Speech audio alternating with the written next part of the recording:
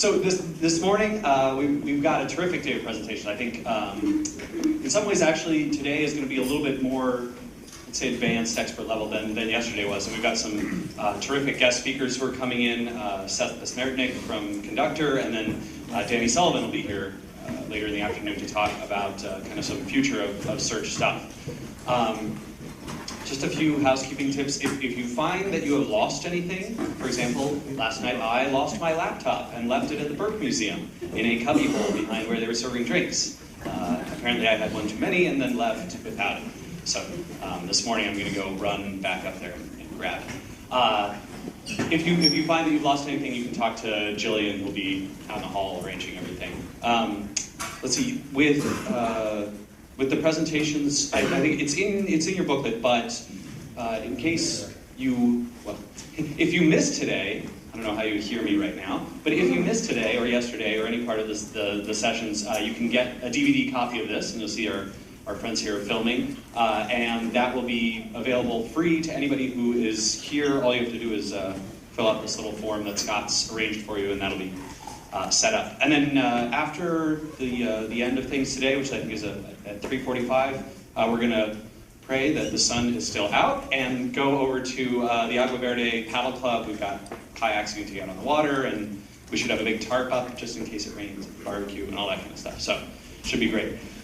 First up this morning are Will and Duncan from Distilled. Actually, I think, Duncan, you're going to go first. So they're going to be presenting on some reputation management stuff, and I think they're going to be getting very deep into it, probably deeper than anything I've seen, at least, at any shows in the past. So I'm really excited to introduce them and have them come up here.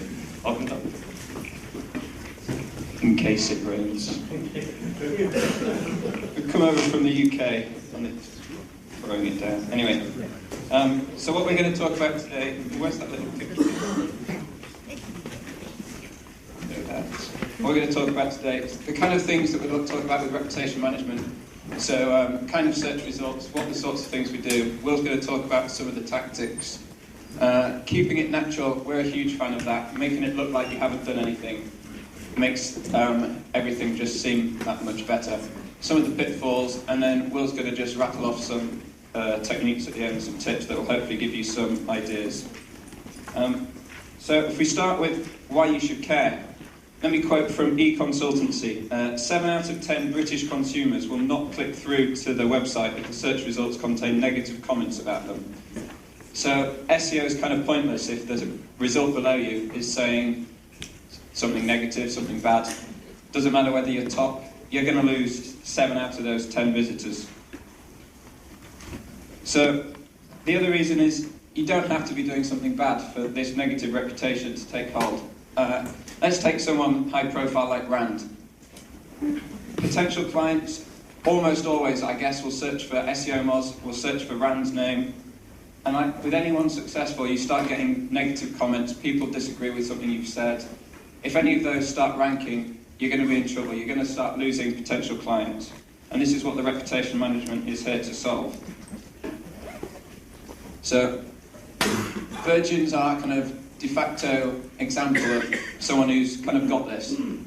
It obviously helps that they've got lots and lots of kind of fairly distinct business units, so they've got lots of strong, powerful domains.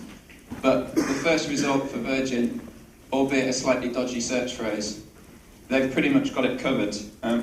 One thing to say, we took this screenshot and we're all right. We did another presentation, and we're putting the slides together after we took this one. Did exactly the same search, and there was a Google News result in there. Universal Search had kicked in, there was a Google News result that wasn't anything to do with Virgin, but didn't have a particularly good headline. I'm going to leave it up to your imagination. So it's worth knowing that no matter how well you do, there are things that contribute. Universal Search brings in news results sometimes, brings in YouTube videos, all of that sort of stuff. There's only so much you can control it, but it's certainly worth having a go and getting it into the sort of stage that Virgin's got it. So there's then neutral results. We kind of talk about neutral results. We would normally classify Wikipedia as a neutral result. So if you've got a company or a person, high-profile person, they're on Wikipedia, we normally class that as a fairly neutral result. It's obviously got the potential to say negative things about you, but in general they tend to be fairly balanced. We also tend to class things that just aren't about you. So it's either not about you, someone with someone with the same name, sorry, but isn't you, someone with a similar company name, or something that's just ranking for some bizarre reason. They're not too bad, and coming on to keeping it natural later, there are actually some quite good things to have in there. It makes it look less like you've tried to sort these things out. I think negative results kind of speak for themselves. Kate Moss, cocaine, story ranks, not good. Some of the examples we've seen, there's always things like that where it's just news reporting, unfounded allegations, personal attacks, political attacks. Political's one of these ones where it's kind of your opposition's job to make you look bad, I guess. They just have to disagree with everything you've said. You don't want those getting into the search results if at all possible. Seems fairly obvious, but next time you're about to publish that controversial link bait piece, just double check, think it through. Sometimes the links will be worth their weight in gold, but like we said earlier, if you suddenly start ranking, you may start ranking a lot better because of those links, but if some people disagree with what you said or don't like the controversial aspect you've taken, and they start ranking for your name, you're going to lose the click-through rates, and the point of the whole exercise is kind of lost. One thing that we've not seen as too much of a problem, so for you guys starting to offer reputation management, we were a bit worried about effectively dodgy clients. That's not seemed to be a problem. Most of the people who've come to us have been actually really high profile. They just want to kind of clean things up a bit. No one really coming to us having done something really dodgy, a really dodgy client that we were trying to cover things up. Lucy from Distilled wrote a blog post about how reputation management was like a beauty regime, talking about the fact that there's three periods. There's kind of before a crisis happens, during a crisis. I think the crisis is obviously she's got lots of ick on her face. And then after the crisis. So the sort of things you want to do beforehand, that is when you want to try and go out and you want to dominate those top 10 results. You want things that you control if possible, bearing in mind they're trying to keep it looking natural. So preemptive tends to be the easiest things. At this stage, it's worth pointing out you should try and get hold of as many social profiles as you want. Now, I'm not a huge fan of getting social profiles ranking for reputation management, but the last thing you want is someone else getting hold of your social profile and pretending to be you. So sign up to Twitter, sign up to Facebook, all of those things. Make sure you get company names, personal names. Start buying up domain names again, your name, hyphenated, misspellings, all of that sort of good stuff. And then it's down to creating optimized content, which is just SEO as you know and love. So during a crisis, things tend to fall more into crisis management. The things you need to do, you need to monitor for the results. There's lots of tools out there that do it. We have one at Distilled. There's Tracker, which Andy Beale's got. That way you can get everything that's written about you, your company, your brand, your product, and you can decide whether to engage. And I'll touch on that a bit later. And then after a crisis, so somebody is ranking for your company name, let's say, this is actually the hardest thing to do. You've got to somehow get, if they're ranking number 2, you've got to get 9 results above it, is the main aim. Get that onto the page 2, at least get it below the fold, but onto page 2 is the ideal. Getting 9 results to rank above it is a big effort often. So I'll touch just quickly on, this is our process for what happens during a crisis. We like to set this out in advance with our clients. We quite often have a crisis strategy document with them to decide who's going to, effectively, who's going to decide on the steps of action. Some of this is us, some of this will be them, some of this will be their legal advisors. So the things you need to do, you need to monitor for results. Anytime you find anything, you need to have a look at it and assess the damage. Is it likely to rank? Is the title tag got your brand name in it or your personal name in it? Are they saying something good? If they're saying something good, great. If they're saying something bad, worry. And especially start worrying if it's on a powerful domain and the normal SEO things have happened, so it's in the title tag and all of that good stuff. Deciding on a response. Sometimes you want to just ignore it. Sometimes the worst thing you can do is start trying to engage with someone. You may just rile them, you may just get them the wrong way. Often it's worth ignoring them. When you do need to engage, don't make it worse, for heaven's sake. You need to be careful, you need to tell the truth. We quite often recommend trying to take it offline. So if it's a blog post, don't just engage by filling out a comment. Everyone can see it. But also don't forget that if you send an email, quite often that email will end up online as well. So you've got to, don't say anything in an email that you wouldn't say in a comment. But quite often in an email, it does just kind of take it offline. Often makes them seem a bit more reasonable, I guess. So I'm going to hand over to Will, who's a bit worried yesterday that he just didn't get to say anything exciting. Hey guys. So this first session is a fairly short one, partly because everybody probably needs to get another dose of coffee before looking forward to Jane's social media stuff. And I didn't mean that. Sorry. Anyway, we're trying to keep this kind of quick, as advanced as we can. The first half, obviously, there's a lot about strategy. So the advanced stuff is all about how you interact with the clients. It's all about making sure that you have the processes in place, just like enterprise SEO. Less of it's actually about the technical stuff. A lot more of it is about setting up the right processes with the clients, knowing who the stakeholders are, making sure that before a crisis hits, you know who's going to respond, you know how they're going to decide whether they're going to respond, etc. But all of that's what we've been talking about up till now. I'm now going to talk about tactics. Everybody here is an expert SEO. You know how to do SEO. When we're talking about reputation management in the broader sense, there's a whole load of things that are important about how you behave, how you present yourself in a PR sense, all of that kind of stuff. But this is just about the SERPs. This is just about the rankings. And I'm assuming you know how to do SEO, so this is how to apply it to the reputation sphere. First of all, you're going to need some new content, almost certainly. You've got subdomains of your main powerful domain, or any other domains that you have. You saw, actually Virgin is mainly on new domains, but there's a number of examples of strong subdomains. We saw one, I think, yesterday with the IBM, and they have a subdomain for the ThinkPad as well as the separate domain. Subdomains work very well. When you're working with high-profile individuals, we've seen that these kind of guys often have affiliations with very powerful organisations. Never mind the one they're running normally. They are chairpeople of charities, they're patrons of charitable organisations, they're on the board of directors of big companies, all of that kind of stuff. They often have content on those big powerful domains already, but it tends to be very poorly optimised for their name and not linked to internally and so on and so forth. They often have the power to change that. So that just looks like regular SEO for those enterprise kind of sites. Sometimes they're not mentioned. Sometimes they don't have a page. They're donating all this money to some charity and they're the patron of it, and they're mentioned on the site, but they don't have their own page. That page can normally get created very easily.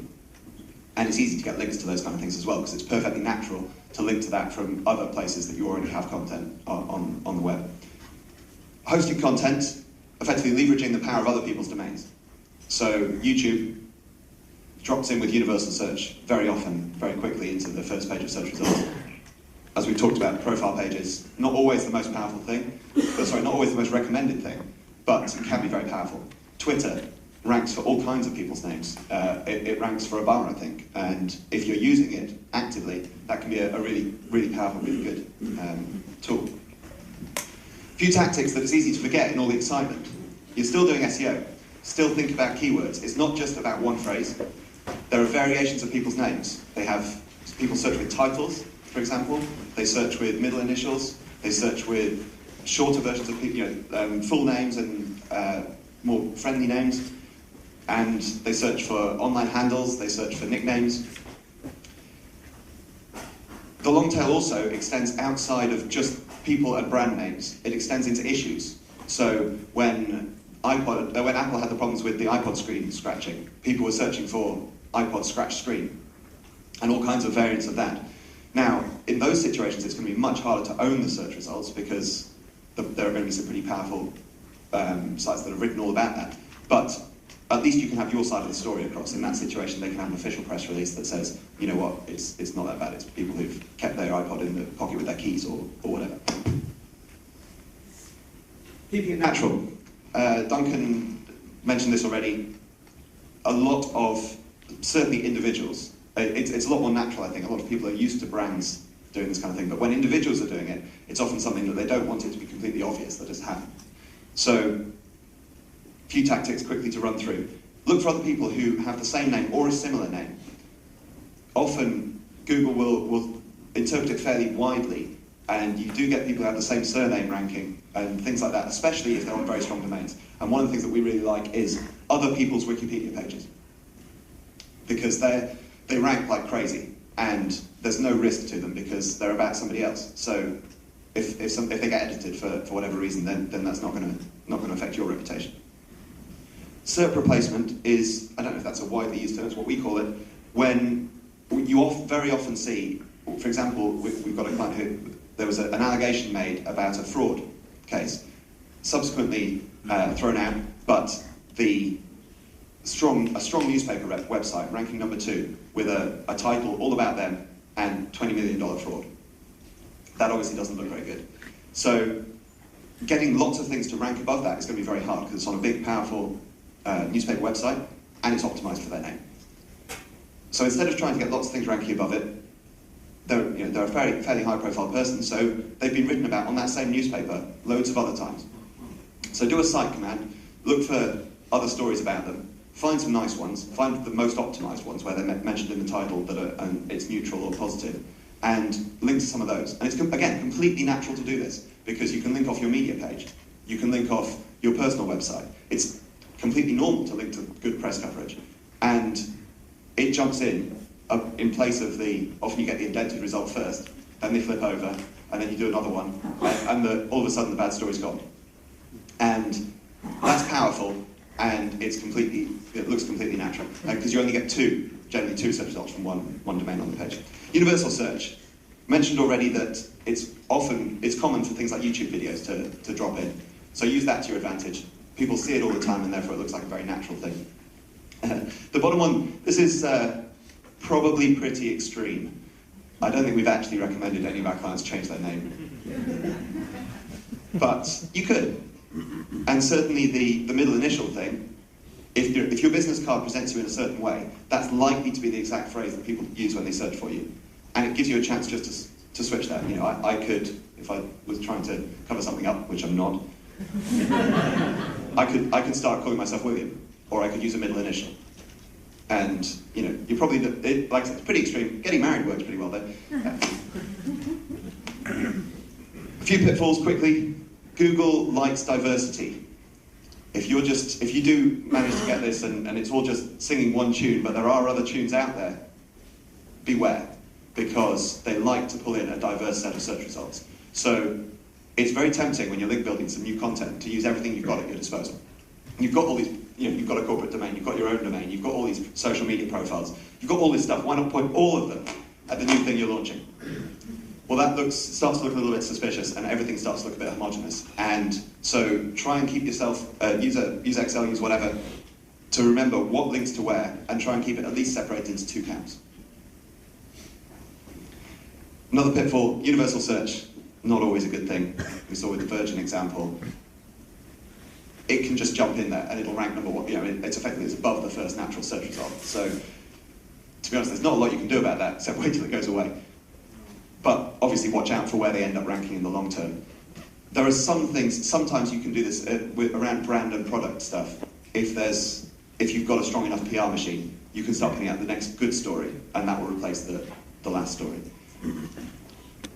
I had something else to say about universal search. Come back to it if I remember. And the long tail never really goes away. When people are searching for the exact issue, then they're going to find it. Google's pretty good at information retrieval. There's always going to be ways of finding these stories. So you can never hope to get rid of it completely. And I mentioned that you can try and rank for some of these issues, but you need to do that with real care. It's worth it sometimes if you've got if you feel you're really in the right, you've got a really strong case to present, but you are associating those keywords with your name and your domain. And so it does just make a stronger argument for those other stories to rank for your name as well. And so you do need to be careful about that. I'm not going to linger on this too much, but we did worry that we'd end up with a load of shady clients, but it doesn't seem to have been a problem. Link building is hard. By the very nature of what you're trying to do here, you're trying to get people to link to things that aren't really the best answer, because you're wanting them to rank number 2, number 3, number 4. So, whereas the natural place to link is normally the number 1, with the anchor text of somebody's name or a product name. So that can be tough, and link bait is often either hard or you really don't want to do it, because the client's actually trying to keep a low profile, so they don't necessarily want to be on the front page of Dig. I think this is a phrase we have coined. We call it wiki circularity. You need to watch out for this one, because we've seen this happen with a very high profile client with an accusation of having an illegitimate child that they'd never, a secret love child, and it's just completely not true. But it somehow ended up on Wikipedia. You know, I mean, who knew there's stuff that isn't true on Wikipedia? Shock. But once it's on there, journalists check their sources on Wikipedia and write about it in a national newspaper. And of course, once it's in the national newspaper, that's enough of a source for Wikipedia. And you are never going to get an editor to remove something by saying it's not true when it's in a national newspaper. They're just going to go, well, look, it's over there. So really, once this has happened, you're kind of, in all kinds of trouble. But what if they have a retraction? So yes, sometimes, but it has to be a strong enough retraction. Normally, when newspapers print retractions, they kind of go, yeah, so maybe we didn't have a very good source for this, but everybody still thinks it's true. And yes, if they do come out and they publish a whole new page that says this was not true, then maybe you can get the editors to deal with that, but it is tough. And so really this is just another argument for monitoring, for finding out when the rumours are out there early and squashing them early, before they get into this self-reinforcing loop. So I'm going to try and speed up a little bit now. We don't have a lot of time, but again, this is supposed to be advanced, so I'm not going to go in depth in these things. I'm just trying to give you little ideas that are going to hopefully stick in your mind, and you might be able to use them. Use your own domain. Don't just use it to rank. If you're ranking for a product name or a person's name, you've got plenty of juice for ranking for that. Give some away to some of your other domains. 301 pages out of your main site to other domains or other subdomains. Don't forget you've got legal tactics to use. If they infringe your copyright, if there's libel involved, and I think the UK actually has stronger, more stringent libel laws. They're talking about people suing people in London just because we've got stronger laws about it. The DMCA, you can get instant results with Google with a DMCA takedown. They will literally take it straight out of the index and then put it back in only if the person files it. I forget what it's called. Anyway, I'm not a lawyer, I'm not giving you legal advice, but speak to your lawyers. If you post any YouTube videos, turn comments off. There's nothing worse than you ending up with this page ranking and then everybody abusing you in the comments. Ooh. I put another slide in there. Anyway, it gets grey. There's a session a little bit later on about buying links generally for SEO. In reputation management, don't even think about it, just buy them. Don't worry about it. Because what's the worst that's going to happen? Mainly you're not linking to your own domains. So the worst case is you get some, a newspaper website banned. And that doesn't seem very likely. And in fact, if it happens, I think there's probably a lot of people who'd like to know about it. So, whenever you're talking about pages on newspapers or pages on, all kinds of places, anything that isn't your own domain, there's no point even worrying about it because all the downsides are gone. It gets even darker. There's been a whole discussion about black hat tactics, and this whole thing is not about black hat. And there was a discussion on the blog, and I think Rand put up the questionnaire, and everybody said they'd like to know about stuff.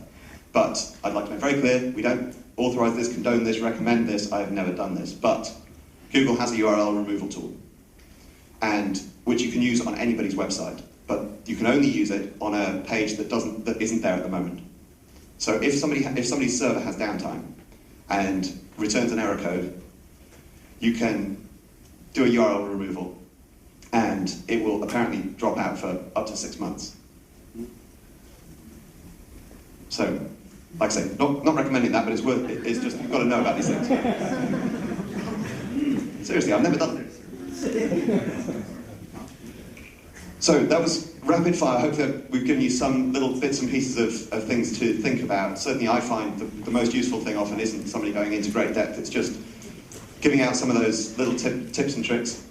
But we've got time for a few questions, if anybody has any. Yeah?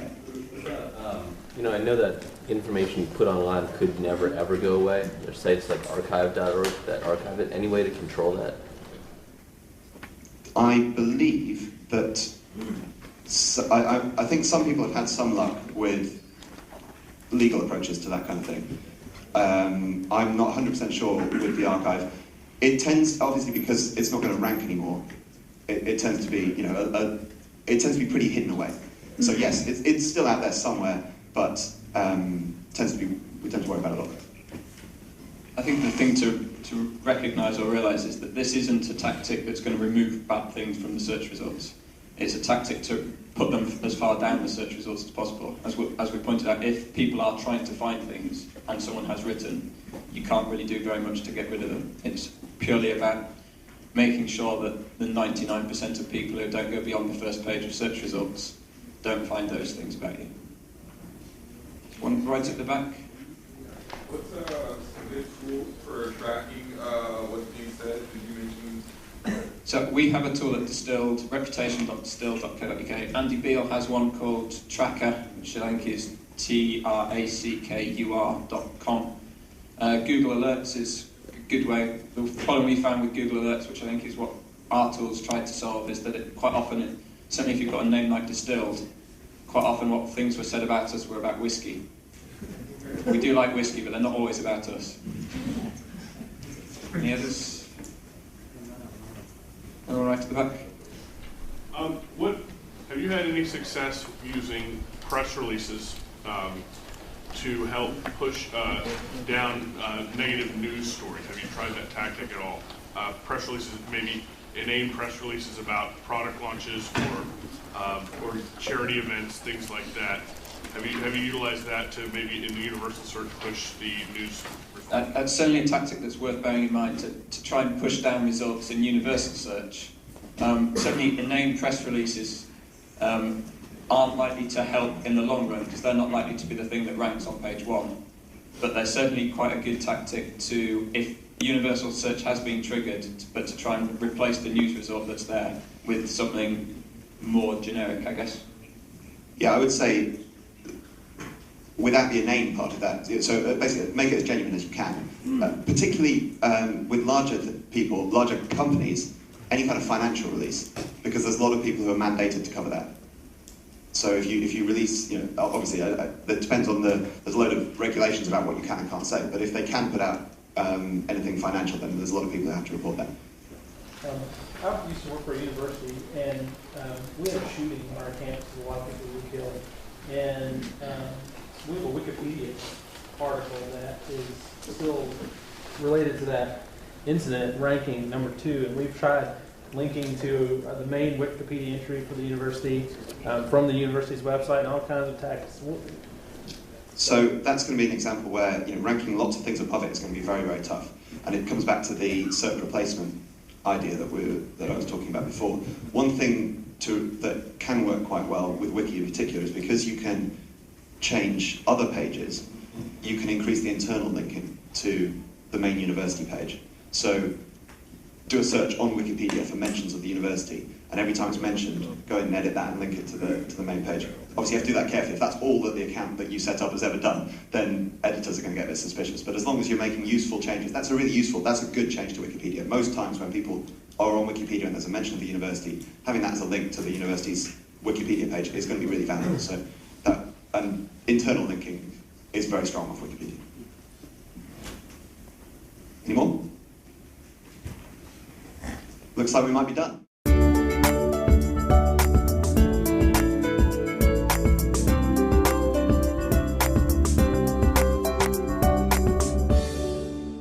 Good morning, everybody. My name's Jane. I work at SEO Mars, and I'm going to go over some tactics and best practices that you can use for SEO using social networks, not necessarily just social media marketing, but just the social networks. I just wanted to get a show of hands here. How many of you use a main social networking site like Twitter or Facebook?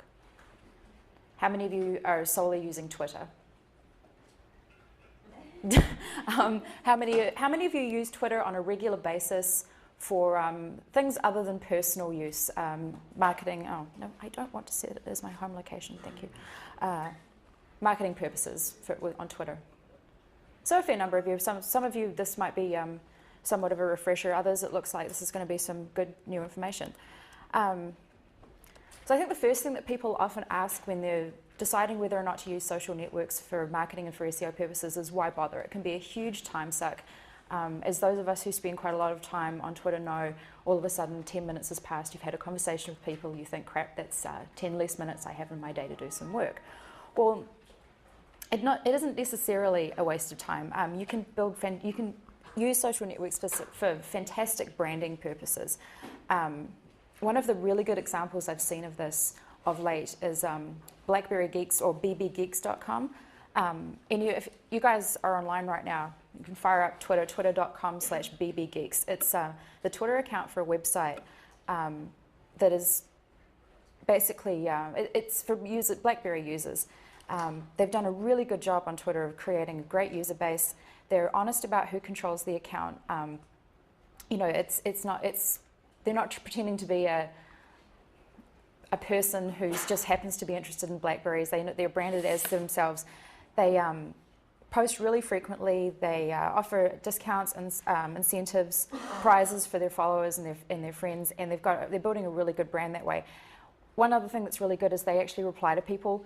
You ask a question about your BlackBerry phone, because those of us who have them know that they tend to break down quite a lot, and they'll actually reply to you. They'll help you out, and I think that they're a really good business model for people to start using social media for those purposes. Some other good examples are Downing Street. The British government has a Twitter account. I think it's twitter.com/Downing Street. Going and looking at that account is also a really good way to see how politicians can use it for their own advantages. A bad example of Twitter branding is Kanye West.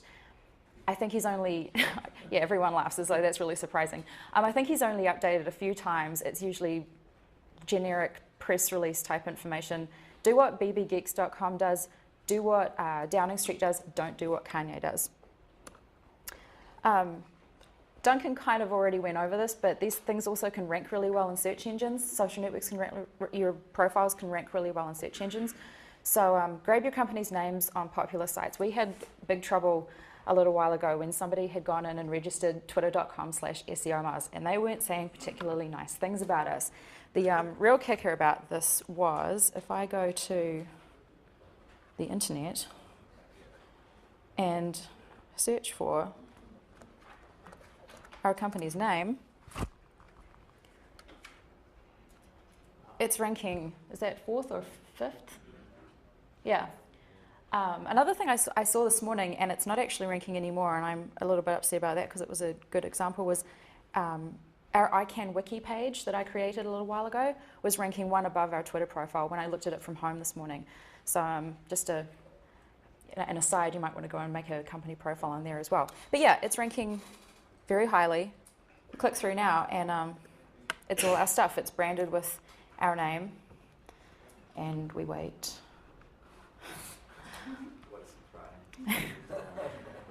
So yeah, this is us now. We're in control of this account. But before, it was saying not terribly nice things about us. It was pretending to be Rand. There was a picture of him there. Not nice. So make sure to go and grab your Twitter account, especially. Oh my God, why is this guy popping up? He's always there to ruin the party. So some other sites you want to grab your account on is Facebook. Probably as a fan page if you're a company, because Facebook blocks a lot of names for profile pages. Like, you can't call your profile page the International Blue Widget Association, because it's probably blocked out words like international from becoming people's names. Kind of clever like that. But you can make a fan page that usually ranks pretty well, and it's indexed, unlike profile pages. Friend feed, Plurk doesn't rank. Plurk is another Twitter-like site. It doesn't rank very well right now. They have some SEO problems. But you want to grab it anyway for reputation management purposes. Be careful with MySpace, because people who have MySpace accounts have often misused them badly. So you want to be careful that you're not being tainted by association of being a spammer on MySpace. So yeah, this doesn't apply just only to traditional.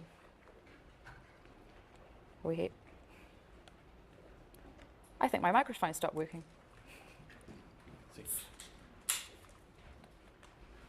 Watch, I'm going to hit it really hard, and you're all going to be like, yes, your microphone did stop working. Can you guys hear me if I just shout? Yeah. Okay, there we go.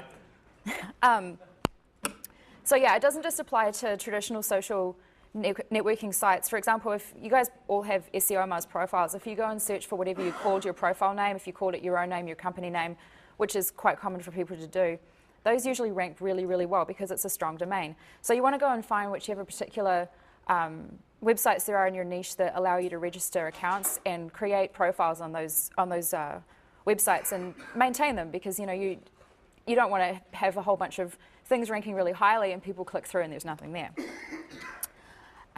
So sharing information on social networks is one of the main reasons that we use them, and nearly all of them have features built into them that specifically allow for this. RSS feeds for Facebook notes. Twitter feed is a service that uses RSS to post articles and blog posts directly to a Twitter account. Okay. However, like a lot of things with Twitter, it's sometimes broken.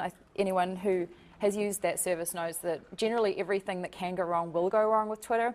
One thing to watch out for with Twitter feed is if you set up RSS feeds to point at Twitter and it breaks down, one thing that happened a little while ago is that this happened, and a lot of people went and thought, oh, well, it just must be my account that's broken. Sorry. And they went and created more and more Twitter feed accounts thinking, well, it's obviously something to do with me. So then when it started working again, every time they post a blog post, 5 or 6 new updates would arrive on their Twitter account and thus be posted to all their friends of the same blog post. And that kind of gets annoying if you're using the service and you're following someone. And people can unfollow you really easily for that. Pounce is a pretty good service for allowing you to share files, links, events. Sharing files is something that is pretty new. On the big sites like Facebook and Twitter, you can't do that. So that's a good thing to use for sharing files. And FriendFeed has 43 different ways that you can share content, like YouTube, blog posts, Flickr, virtually anything that you probably use for social networking or social media, you can share on FriendFeed. However, as I'll go over later, you have to use these things with care, because if you're labelled as a spammer, and you're or even just labelled as annoying, it's very, very difficult to shake that. And people will unfollow you and unfriend you really quickly if you become annoying. So social networks are about discussions. How do you find the discussion and join it? I mean, you know that there are literally millions of people out there talking, but how do you find them? I mean, you're not necessarily going to be able to click through thousands of accounts. Well, Twitter has something built into it that was really, really useful until, again, it stopped working. You used your Google Talk Instant Messenger. You added Twitter at twitter.com as a contact. You would open the chat window to Twitter at twitter.com, and you could automatically update your Twitter account like that. The really useful thing was you could type in track keyword into that window, and it would send you updates. Like if anyone across the entire Twitter network mentioned that particular word in any update that they put on, unless their account was protected or private, it would send you an instant message with that word in it. It would send you whatever they'd said. Well, that was really useful because I was tracking things like SEOMars, UMars, my name, my username, various other terms that related to either me or a company, and you can find out exactly what people are saying about you in real time, and that was fantastic. And of course, it doesn't work anymore. And they say they'll bring it back though, so I thought that it was important to include this. So figuring out what you're going to track, that's pretty easy. Just traditional keyword research. It's usually anywhere between 20 and hundreds of words that you might want to track that has anything to do with your business. Seeing that it's offline right now, the way that we do this now is through search.twitter.com, which formerly known as Surmise. Type in whatever you're interested in tracking, and it will show you everyone's, as long as they're public, real-time results of what they're saying. You have to refresh it yourself. It's not like it's just going to send you things, but it will tell you when there's new things that you need to, when there's new messages and you need to refresh the page. It will say 6 new messages, press refresh to see them. I was putting this presentation together during the California earthquake. So I looked for earthquake, and sure enough, people, just message after message was all it was about the earthquake. So once you've found people who you can talk to, people who are potentially interested in your things, the tricky bit is actually starting to talk to them. Because if you're just, if you're just using Twitter and you happen to say something and then you get some spammy message like, well, why don't you come to my website and check out my stuff? Well, you're not going to like that. You're going to think that that's spammy.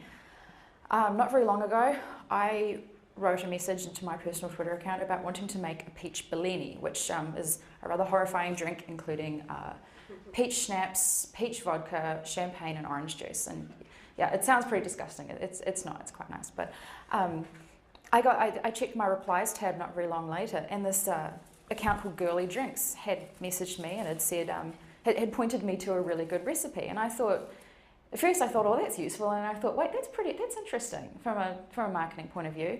So, I clicked the link and they'd sent me to the Food Network, which is not their website. And I thought, that's very interesting, because it would be so tempting for them to send me to one of their own properties. Because I obviously went to their account, I had a look at who they were. They're a .com, girlydrinks.com. They could have easily sent me to something that they'd created. And I thought, that's really smart. Don't send someone to your own site when you're starting a conversation with them, unless your resource is just by far and away the best. Because everyone, and even if they don't know anything about social media marketing, they're going to think, yeah, that's a little bit self-promotional. So I was impressed, sent me to something relevant, sent me to somebody else's website. I started following them. They were doing really good branding that way. And that's just going for the long-term goal over quick clicks, quick interest, because people are actually going to take notice of you if you're really helpful. And I think that although it's really tempting to send someone to your own site, it's far more useful to go for the long-term goal. Of course, the more competitive your niche is, the more careful you have to be. Talking about alcoholic drinks, as fun as that is, it's not really in the same league as talking about mortgages, insurance, anything like that. Go in and type insurance, homeowners insurance, I think obviously is what I use for the search, into Twitter's search feature. You see someone say, after a morning of calling around for homeowners insurance, I've decided insurers should pay more attention to who's answering their phones. This person's obviously pissed off. But if you're selling homeowners insurance, they're also a potential customer. You have to be really, really careful before talking to this person, because they're not in a good mood. And they're not going to, they're going to be even more sensitive to being spammed than usual. So for all the temptation in the world, do not send them your phone number, a link to your website. Send them to a resource page. Send them to someone, just the best thing you can think of, and they're going to think, well, this person knows what they're talking about. I might follow them. I might keep an eye on their account, look at the branding on their page to see who they are, why they know what they're doing. Again, once you're labelled as a spammer or annoying, you can't shake it. Just some quick other things to track in something like search.twitter.com, or if the tracking thing ever comes back online. Your company's names, clients' names, and domain names, because sometimes those are different. We're SEO Mars and we're SEOMars.org, but if you're bbgeeks.com and you happen to call yourself BlackBerry Geeks, or people refer to you as that by accident, if that's not your real name, well, you want to make sure that you're getting all of those results in. And obviously that kind of leads into misspellings of both. I think people generally spell SEO Mars okay, but I was always tracking SEO Moss as well with an S, because every now and again that happens. And if you've got a name like mine that people often misspell, the last name doesn't have an E in it, everyone always puts an E in it, track that as well. That would be the British spelling. That would be the English spelling. Competitors' domain names and misspellings as well. It's kind of goes without saying. So once you've actually started using these sites, personalize them. Nothing says spam and lazy more than if you go to a MySpace page or a Twitter page that allows customization with color or whatever, and even a picture, and you have nothing. You've just got the generic avatar, the blue background or the white background on MySpace. Facebook you can't customize, but you can always add a picture at least and appear to be active. You know, because people, they don't want to interact with someone who's lazy, and they don't want to interact with an RSS feed. The notes thing here is taken from Facebook, where you can have your blog posts or things that you write automatically updating a Facebook account. But if that's all you do, no one really cares. No one really wants to take part in that, have you in their community, because, well, frankly, you're kind of boring and you just seem like a robot. TechCrunch, however, Michael Arrington, is a really good example of how you can use both a personal touch with an RSS feed and with a company branding. Because if you have a look at the example I have up here, the first tweet there, the latest one, US lawmakers look to permaban cell phones in flight. That's coming from Twitter feed. That's automatically updating his account. The one underneath it says something about him going to the dentist. That's Michael Arrington talking as a person. And that's why one of the reasons he has so many followers is because people are actually interested in hearing both about what TechCrunch is doing and about what he's doing. So yes, even if the account represents a company, speak to people as a person. That's what we're trying to do with the SEOmas account right now that we've only just got back in control of. And sometimes it can be hard to sort of come across as a company and as a person, because you're wondering, well, how much personalization should I really put into this? But people will appreciate it if you sound like a human. So pushing viral content after you've become an active member. After you've become an active member. Don't immediately start getting followers and immediately start pushing your stuff, because again, it's spammy. And do it somewhat irregularly. People will take far more notice of your stuff if you update, you know, I know, ask for links or ask for click-throughs once a day, once every few days. Don't do it all the time, because it gets, you might not think that it's all that often. You might think, oh, well, 2 a day, you know, and all the tweets in all the world, or all the Facebook requests in all the world, it's not that much. Well, it isn't, but people are really sensitive. For something like Facebook, you've got the share feature, which is a far more passive way of getting people to your content. You click share on something on Facebook, it just posts to your profile. If you're known for posting interesting stuff, people are going to click through without you having to ask. I've got an example here of Rebecca's Plurk profile, where she quite often links to interesting things on Dig. Sometimes there are things that she's dug, sometimes there are things that she's written, or that someone who she has an active interest in has written. But she posts enough interesting stuff, and on an irregular enough basis, that they get click-throughs and they get votes, and people will comment and say, well, that was really interesting, because she does it with care. Also on Twitter, you don't have to keep repeating your stuff, because with this new thing that people are doing called retweet, if you've posted something really interesting, they'll copy and paste it and put it up again if they think that it's something their followers would also like. So there's really no need to go overboard with stuff like that. Some things that I would say it's okay to do, and some things it's not okay to do. It's okay to link to a Dig or a Reddit page. That's totally fine. But do be aware of the fact that Dig, apparently, you know, if you want people to vote on your story on Dig, apparently they monitor where referrals come from. It is somewhat of a tinfoil hat theory that they do this, but it does seem to be true that if you get too many people coming from the same place, especially somewhere like Facebook Messages, Twitters, things like that, that they have been known to penalise stories for that. One thing you might want to do instead is, like the second point says, just link to the content itself and include a Dig This button, or link to a more generic Dig page, like the upcoming page, somewhere where you know the link is at. So it's not quite so obvious to Twitter that all of these people are coming from one source and are digging the story. You know, you make the paper trail slightly harder to follow. It's not okay to expect your contacts to register new accounts to vote up your content. This has happened. This has happened to me. I got a request from someone who wanted me to vote for something on, I think it was Propeller, and I had a Propeller account and I couldn't log in and it wouldn't send me my password. And I told them this, and they're like, "Well, you create a new account so you can vote on it." I'm like, "No, I'm not going to go through the process of finding a new email address and creating a new account just to give you one vote." And that's aggravating. Don't expect people to create new accounts to vote for your things. And don't repost the same links over and over again. Twice is enough. 3 if you have a huge number of followers and you put a bunch of time in between when you post things. I've been guilty of that. I've been guilty of posting things over and over again. It doesn't work. People get annoyed. Never again. Don't do it. Link for a vote. Look for views, not just votes. We talk a lot about voting and social media marketing, and we talk a lot about getting your stuff popular. Will Critchlow, new Moz blog post link.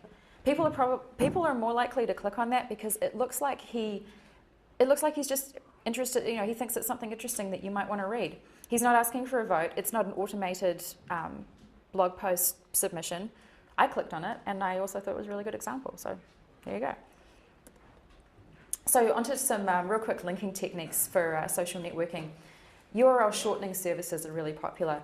For those of you who haven't heard of it, I assume most of you have. You've got a really long URL, especially dynamic URLs get really, really long. You can go to a site like TinyURL, put the URL in, it gives you one back that's only something like 8 or 9 characters long. For social networking, that's really important because big, unseemly URLs are not things that people want to click on or link to. And some services like Plurk and Twitter, they limit the number of characters you can use to 140. However, TinyURL is rarely your best option, in my opinion. However, it is the one that Twitter automatically uses. If you put a long URL in, press update, it will come up as a TinyURL in your profile and in the feeds of your friends. So be slightly less lazy. Use a site like, I don't really know how you're supposed to pronounce this. I think it's bit.ly or bit.ly. This is a URL shortening service that also gives you a bunch of stats to go with your submissions. It knows some things about your submissions that analytics and stats packages don't. If you get referrals from things like Twitter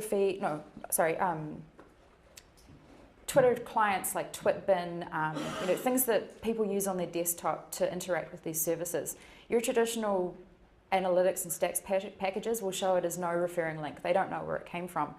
Bitly knows where it came from because it went through them, and it will give you, as I had on the previous slide, it will give you a breakdown of how many people have clicked through, where they came from, and it will also give you a mirrored URL if your site happens to go down, and it will remember, I think, the last, does anyone know, is it 5 or 15? I've got both of those in my head. It will remember the last however many number of sites you put in there. So if you link to a New York Times page, a Washington Post page, your own website, it will remember all of those and all of those stats for, I think it's up to 5 or up to 15 entries. It's pretty useful, and you can save all that information for yourself as well.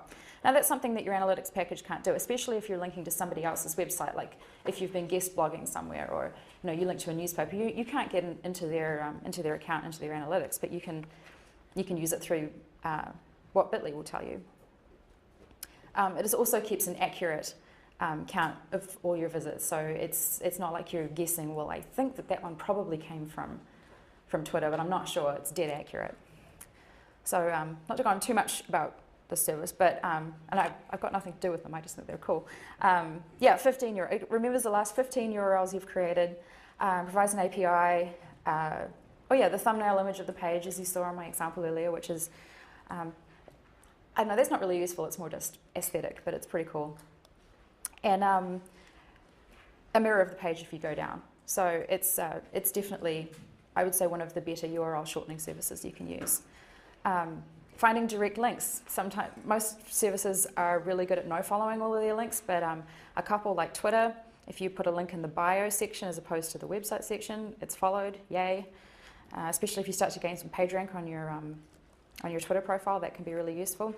And in Facebook, more and more of Facebook stuff is becoming indexed by search engines, whereas when they began, it was all just a walled garden, you couldn't get in there. This example I have here with Twitter, this is their Twitter fan page, their application page actually. Where it says Twitter there next to about, that's a link. And it's pretty much hidden. I mean, the only reason that it's underlined in my second screenshot there is because I moused over it. It's kind of hidden and it's followed and it's indexed. So if you create an application page like that, if you link, and it was broken once and I saw it just appeared to be a regular href link to your site, well, there you go, followed link from a strong Facebook page. So take a look around. You may think that all the pages in some particular site are all no follow, but it's highly likely that they've missed some places. So keep aware. And if you want more, you can go to our social directory on SEOMOZ. I think it's seomoz.org/social-directory. Is that right? And we have an ever-growing list of social sites that allow followed links. So, and shows you where they are as well. It's kind of sneaky. Beware of followed links, however, that aren't indexed, because there are a lot of them, like on Facebook. If you use Last.fm, for example, and you're logged in and you go to the Last.fm page, all the links to your friends' Last.fm profiles are followed, but search engines can't get to that because it's serving you that content because you're logged in and they're your friends. So don't spend too much time trying to build anything like that. You know, you've got to make sure that search engines are actually going to be able to access the content. And above all else, act naturally, because social networks were designed for people to interact with people, and using it that way is the optimal way to do it. If you come across as a robot, or as cute as you think those dogs are, they're not really going to match up to your, fluffy one you have at home. Be natural and people will enjoy it. Fix your name.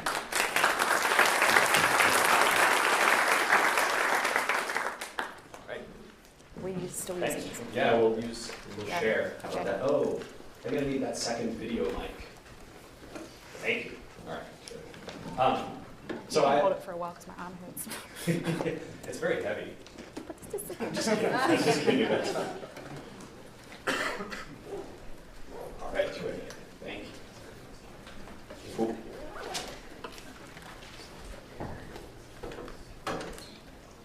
Oh, I think I wanted to show them that. Oh, yeah. I wanted to show them that girly drinks profile. Oh, Jane's going to go show you some really drinks profile. So the interesting thing about this stuff, and I was talking with someone, I think who's in class today, but someone who basically does a lot of work for small business websites. And a lot of people raised their hands yesterday when they said, yeah, we work on small business websites.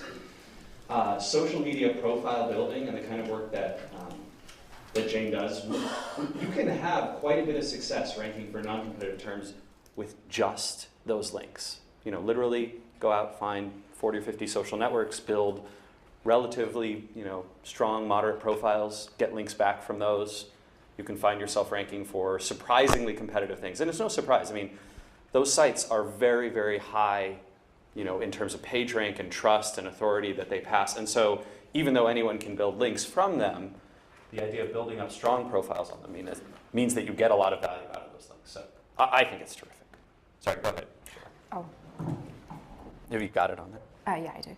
I just wanted to show the girly drinks profile. They're actually not doing very well lately, and posting quite a few Twitter feed things. And well, there's a couple of personalized ones in here, but this is the profile that I used as that example. And when I clicked through, here is where I saw they're linking to their own site, and they're linking to their own site, but in the right way. They pointed me to the other site. It was absolutely perfect. So if you can do that, obviously in a more competitive niche than this, people are going to be impressed, and people are going to click that all-important follow button and keep up with what you're doing. So I wanted to show you that during the presentation, but I forgot. So cool. Yeah, and I think we're going to definitely take some questions. But the one thing that I would add is I think people got a little bit frustrated yesterday with the question and answer session, going, wait a minute, you mean these linkerati people, these people who kind of control the link structure of the web, really dictate, who's going to link to my site and how well I'm going to rank? And if you're wondering where to find these people, this is exactly where to find them. I mean, the percentage chance that someone who's on Facebook or on Twitter or Pounce or Plurk or any of these social networks, MySpace even, that they're going to have control over links is so much higher than the rest of the web. It's incredible. So sorry, I saw a question in the middle there. Yeah. I'm going to ask on behalf of writers, editors, and journalists, but this also applies to anyone who has a client with corporate, vice presidents and all that kind of thing that would go for a large company. Do you recommend in this increasingly webification of corporate America that everyone support the company website or the company mission by participating? Should we be going back as SEO people and saying, look, there are 20 of you that are all here as senior management or whatever of an organization. You need to be part of this. You need to be talking and engaging and working and on occasion developing more of a brand extension for whom you work. In my case, editors, writers. So I had this this fascinating experience of going to NPR, right, and in Washington, D.C. The folks who run National Public Radio in the U.S. is a very big thing for those who are Canadian, German, other folks. And I got up in front of their writers and their editors, and I started talking about SEO things and social media stuff. And I got a lot of anger, right, a lot of pushback of, you're trying to commercialize our content or make our content into stuff that's friendly for social media just because you want that traffic boost, the SEO boost, all those type of things. And to which my response was, no, absolutely not. I really don't want you to change. I love NPR, right? And I love the content they produce, and I hope that my children and my children's children have it available to them. Despite the fact that it's not one of the hit media forms right now. I think they've got a very good web strategy that they're pushing towards. And I would say that whenever you encounter those sorts of resistance, it can be really wise to bring people into the fold and say, this is something where if you're not into it, right? If you're not someone who would naturally participate, we don't necessarily want you participating. But if you love blogging and you love Twitter and you love using these social networks and you're part of that game, absolutely. Join up. And if you want to have a social media strategy, bring people in who do. And also let them use the services that they want to, and don't make them use what they don't want to. For example, Rebecca, who you guys saw present yesterday, she can't stand the idea of Twitter at all. She's just totally opposed to it. She doesn't have an account, but she loves Plurk, which is pretty similar. And we kind of, is she here? We kind of have a giggle about that because it's pretty much 6 of one, half dozen of the other. But if they don't want to use something, if they don't want a Facebook page, don't make them, because it will come across pretty well that they don't want to do it to the people who are watching them. But you said for reputation management they should have. They should have one. You should, at least as a company, create one, but they don't have to interact. Keep it up for the company, but they don't necessarily have to do what I do and have a personal presence on there. Yeah, the one thing that I definitely say is, even if you get a lot of pushback and your department kind of says, no, we can't do any of this social networking stuff, we're just not comfortable with it, at least claim the accounts so that no one else can claim them. At the very least, you've got to own your account names on these services and the big ones that come up as they come up. I would call that a preventative measure more than anything. That's almost reputation management, right? Which was what Will and Doug were talking about. So I think, is there another question there in the middle? Yeah. It's more of a comment, because as you say, Twitter has all the people and they're communicating in a natural human way. Having access to these people as human beings that will do you a favor is tremendously powerful. I have in my network one of the top 100 Twitter users with over 10,000 followers, and getting somebody like that inside your network can pretty much send anything to the top of the game. Yeah. Oh yeah, they retweet something for you, you're set. That's sometimes when we want something to be really visible, I have X number of followers and he has X times 4, and was like, oh Rand, can you put this up there, because a lot more people are going to see it. But again, you have to be responsible with that power, because otherwise you're going to lose them real fast. Yeah. Yeah, they are sensitive. Yes, up in the corner. How does video play a part as far as that type of platform for interacting with the same thing? So producing video or sharing video or both? Well, a combination of both, and obviously responding. Do you mean like via YouTube, or sharing video content via something like a social network? Both. Well, I'd say that, I wouldn't call YouTube a social networking site so much. I'd say it is more social media, although you can create a profile. It's not quite in the same realm. The one thing that can be, I think, a downside, at least for, people's attention on the web is really short, and sharing video content with them, I say that works better on something like Facebook, where the thing can actually, or if it can be embedded into the site, service that you're using, like into Facebook, and you can watch it there, which I believe you can, that usually is a little more successful than twittering something and sending someone to a YouTube link. Because quite a lot of the time when people send something, you click through and you're like, I'm not going to sit here for 5 minutes and watch it. But basically you have to be able to capture people's attention really, really well before you expect them to watch videos, in my opinion. I mean, with social media, when I kind of run through the most powerful social media sharing sites, YouTube is almost always at the top, right? Not social networking, but social media, because if you can get a video popular on YouTube, it'll be seen by tens of millions of people. And there is no other outlet where, for free, your brand can reach tens of millions of people. I mean, this just doesn't happen. It doesn't matter what search phrase you're ranking for, you're never going to have that many views as you will if you're the, Numa guy on YouTube. Brilliant marketing move that guy had. I think Do the Test was a good example of that. Which one was Do the Test? The dancing bear. Oh yeah. I wonder if we could. We probably can't pull it up because we don't have audio plugged into it. Did you see the latest Weezer video? Oh yeah, the Weezer guys had it all over the web with a. Yeah, I mean, and there have been successful examples. I think the Will It Blend guys who own the Blender company have, a brilliant strategy for pushing out, content that can be relevant. I think Jane's exactly right that when it comes to social networks, sharing video is a little bit more challenging. You can tweet it, you can do those types of things, but it's not quite as successful because, especially with something like Twitter or Plurk or some of these other services, you get it on your phone, right? Or you get it in a mobile system, and so viewing that video content isn't as readily accessible, at least until we get Japanese phones, and then it'll be fine. Yeah.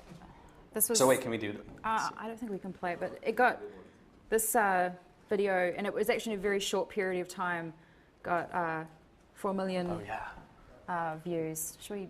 Yeah, let's try and play it. You guys will love this. It's not going to work without audio, though. Hang on, wait. Is it? Oh, I'll start it again. All right, there we go. This is an awareness test. Full screen. Shit. How many passes does the team in white make?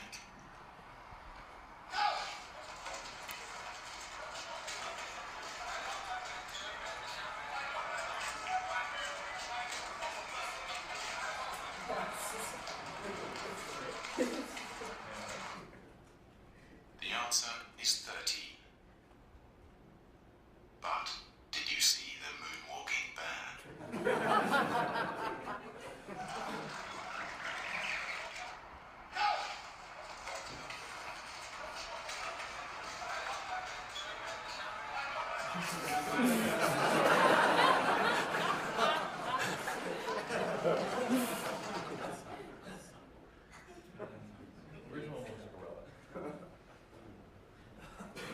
So it was for the London Transport for London, the Department of Transportation for London to watch out for cyclists. And something that is a subject people get really upset about is looking out for cyclists.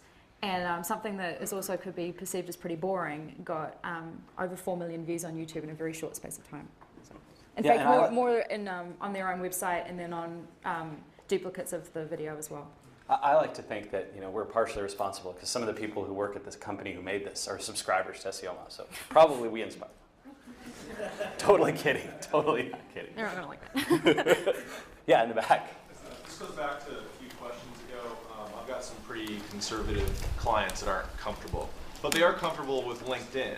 Are there things that are similar to LinkedIn that actually work that more old guard companies are willing to embrace? That you can, I think that LinkedIn works just fine for that sort of thing. For sharing content, not so much on LinkedIn, it's more of a business card than it is. I mean, they're adding more features all the time, like their Q&A and stuff like that, where if you're useful, people will take notice and look at what you say and what you link to and look at your profile. But I'd say that optimizing LinkedIn is a fantastic idea.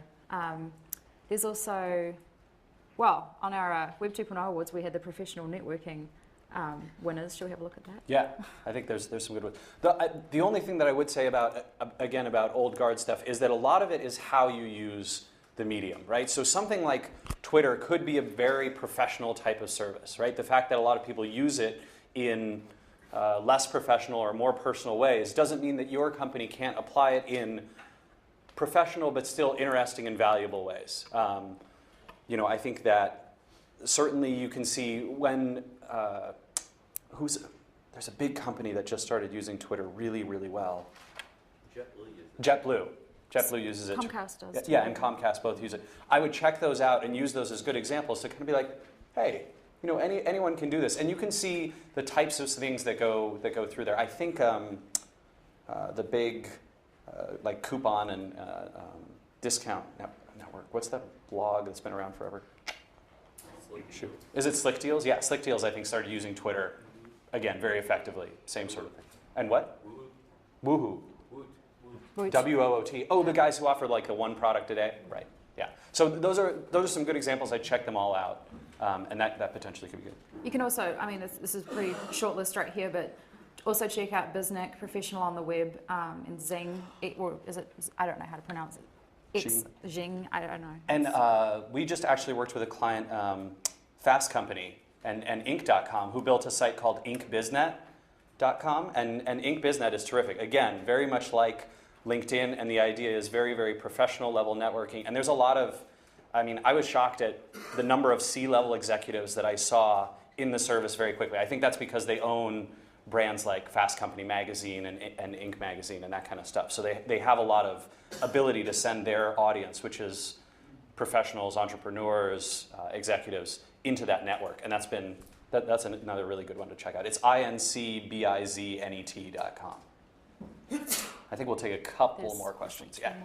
Could you elaborate on what you were saying earlier about setting up profiles for companies dealing with reputation management, and then the MySpace issues? Should they go ahead and get should they get their profile on MySpace? I would get it for definitely for preventative purposes if it's still available.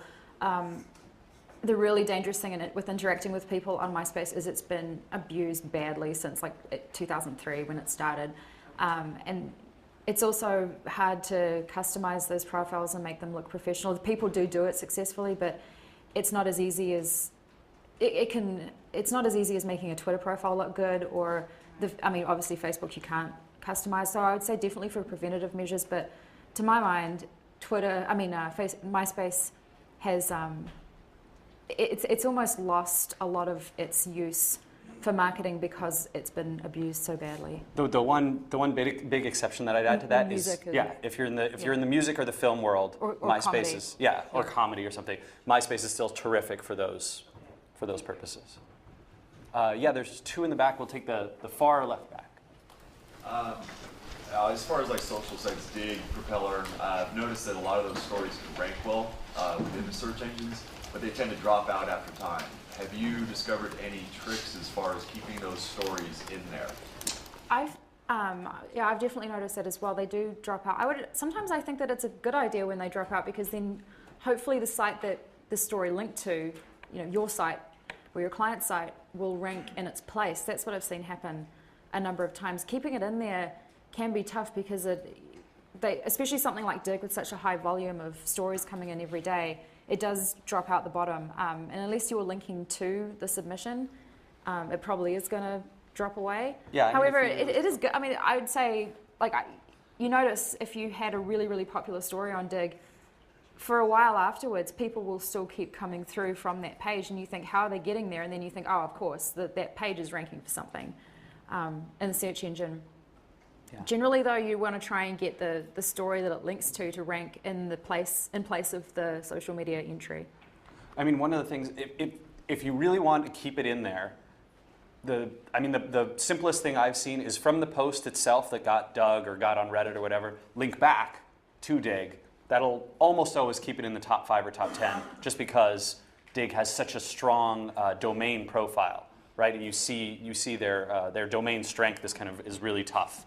So they'll keep it up there. The other thing you can, of course, do is if you want to, if you control a couple of social accounts and you want to link to it from there, if you're doing this for reputation management, right, then you'd want to keep the Dig entry up there to push other stuff down.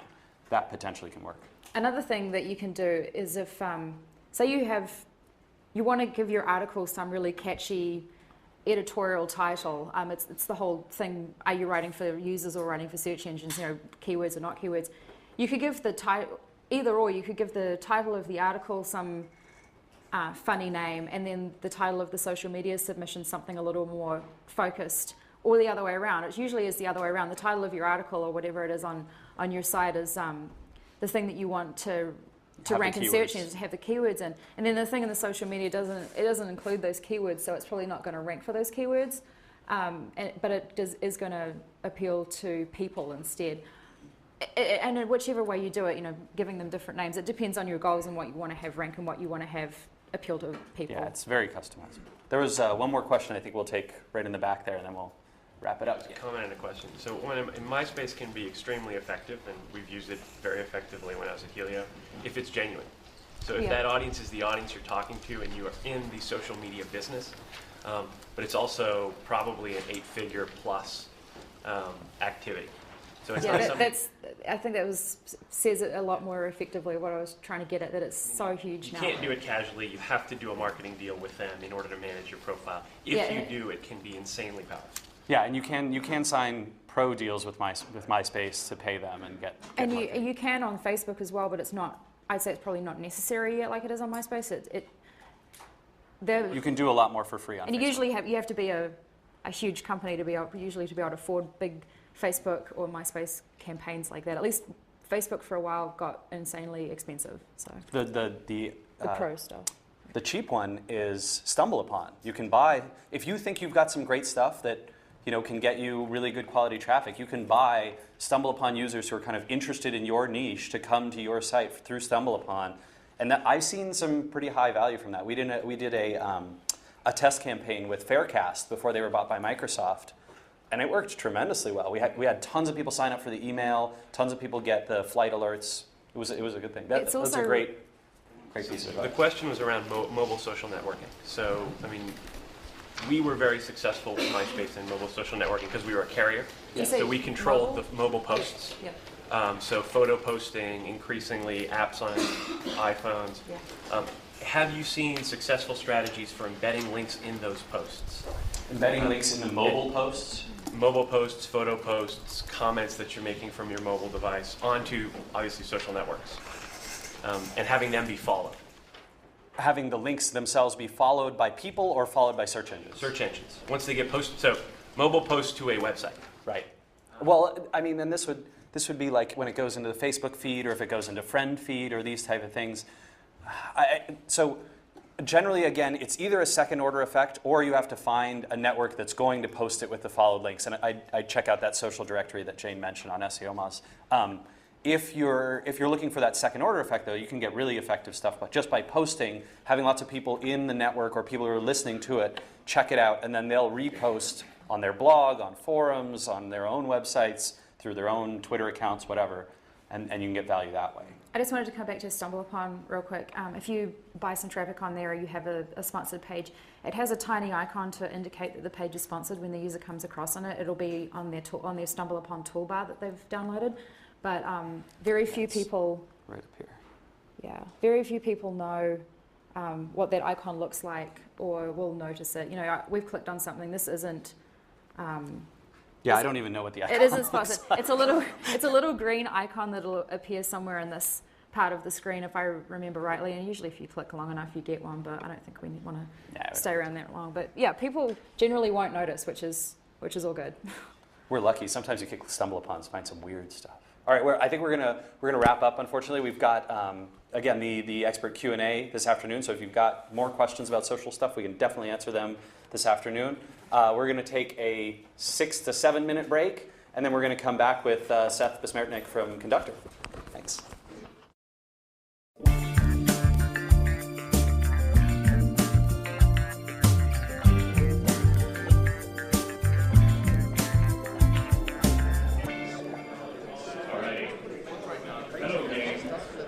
So if anyone up there in the back wants to yell out a quick shout to anyone who's left outside, I promise you they don't want to miss this. And the reason is because I was so Seth emailed me at the last minute, and he'd seen that we were putting this on, and he said kind of, hey, I know you guys are looking at talking about some advanced material, and I think that what we do, what Conductor does, is really, really interesting. And Seth and I have known each other since before his company was called Conductor, which isn't that long. Conductor's business is still about link acquisition and link building campaigns specifically. And the world of link building has, as I mentioned yesterday in our kind of philosophies of search engineers session, there are sorry about that. there are some dangers, right? There are some lines that, generally speaking, you don't necessarily want to cross from the engine standpoint. And I think Seth's going to talk about walking that fine line with link building campaigns, where to get value, where to have success, and where to avoid using products and services like his own, which is very, we appreciate your humility and honesty about that. So I think that's going to be terrific. So without further ado, I'm excited to introduce Seth Besmernik, from the CEO for Conductor. Thanks for joining us. Thank you. Oh, actually, you've got the... Can you hear me okay? Can you hear me?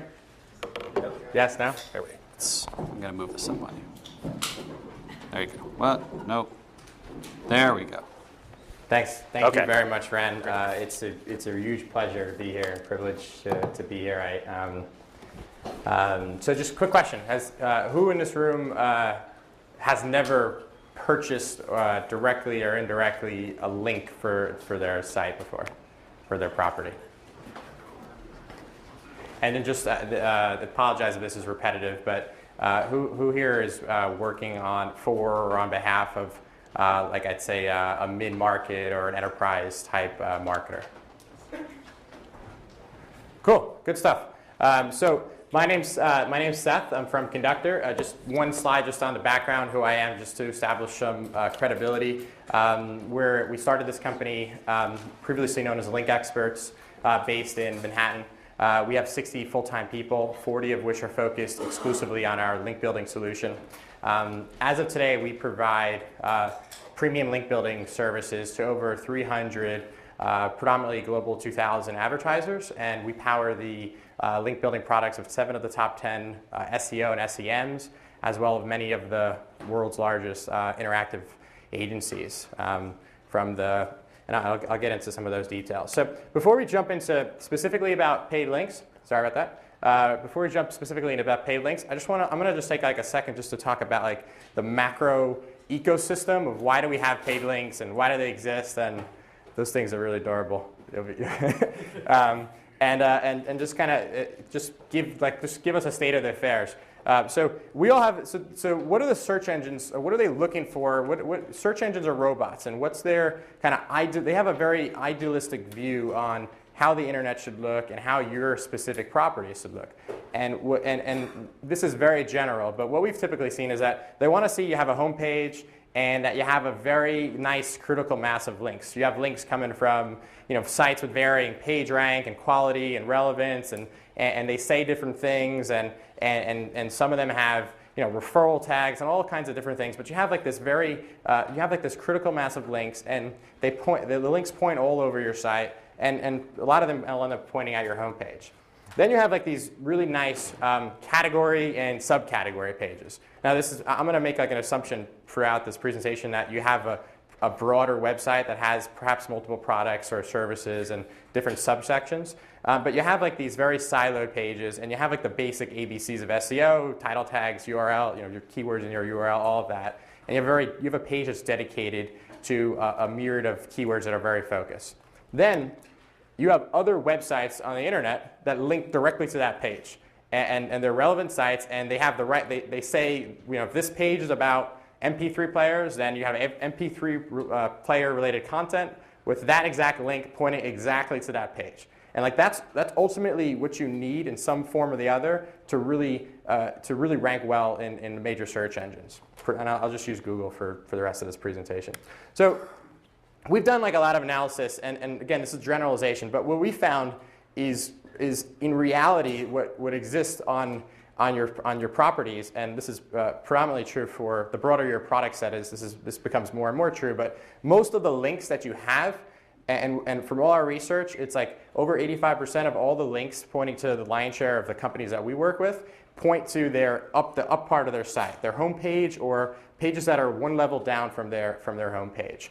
And then when you go into those category and those subcategory and those product pages, there's usually very, very few links that point to those pages. And the ones that do point to there, they very rarely say what you want it to say, right? And the irony of all of this is that the more successful your business becomes, And the more products and categories, like we just changed our name and we're going to be launching some new products. And the more successful that you come and the more products you have, the more diluted your category pages become and the further they become from your homepage, and your homepage is not targeting those keywords anymore. So it becomes more and more challenging for you to actually be an authority on those sites. And at the same time, you're competing against a lot of these affiliate sites, and I'm going to go into this in a little bit, but a lot of sites that are just like specifically focused on one particular keyword. You know, maybe one of your products is dedicated servers, but then you're competing against a company that only sells dedicated servers, and all their links point to their homepage, which is actually their landing page for dedicated servers. So that becomes a challenge. So why do paid links have a bad rap? Because they do have a bad rap, and that's because historically most paid links out there, and especially in the very early days of paid links, are for spam. And I'll go into some details just about what they are. But most paid links out there are spam. And when paid links started, it started as a spam technique. And we actually founded Link Experts initially as like, hey, this is like, there's a lot of this is going on, but what are like the big companies and the really quality companies, what are they doing? And that was like our initial mission for starting this business.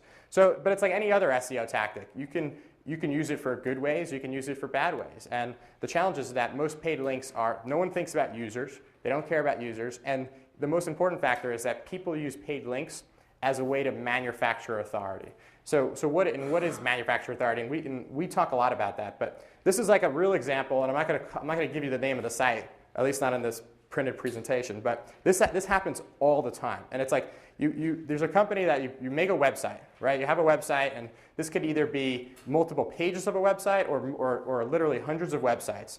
You create content, and you go to like, you can hire writers in Thailand for $5 an article to write content, or you can use like these data aggregation tools and like meshed content and like reword things and create all these very verticalized pages and sites.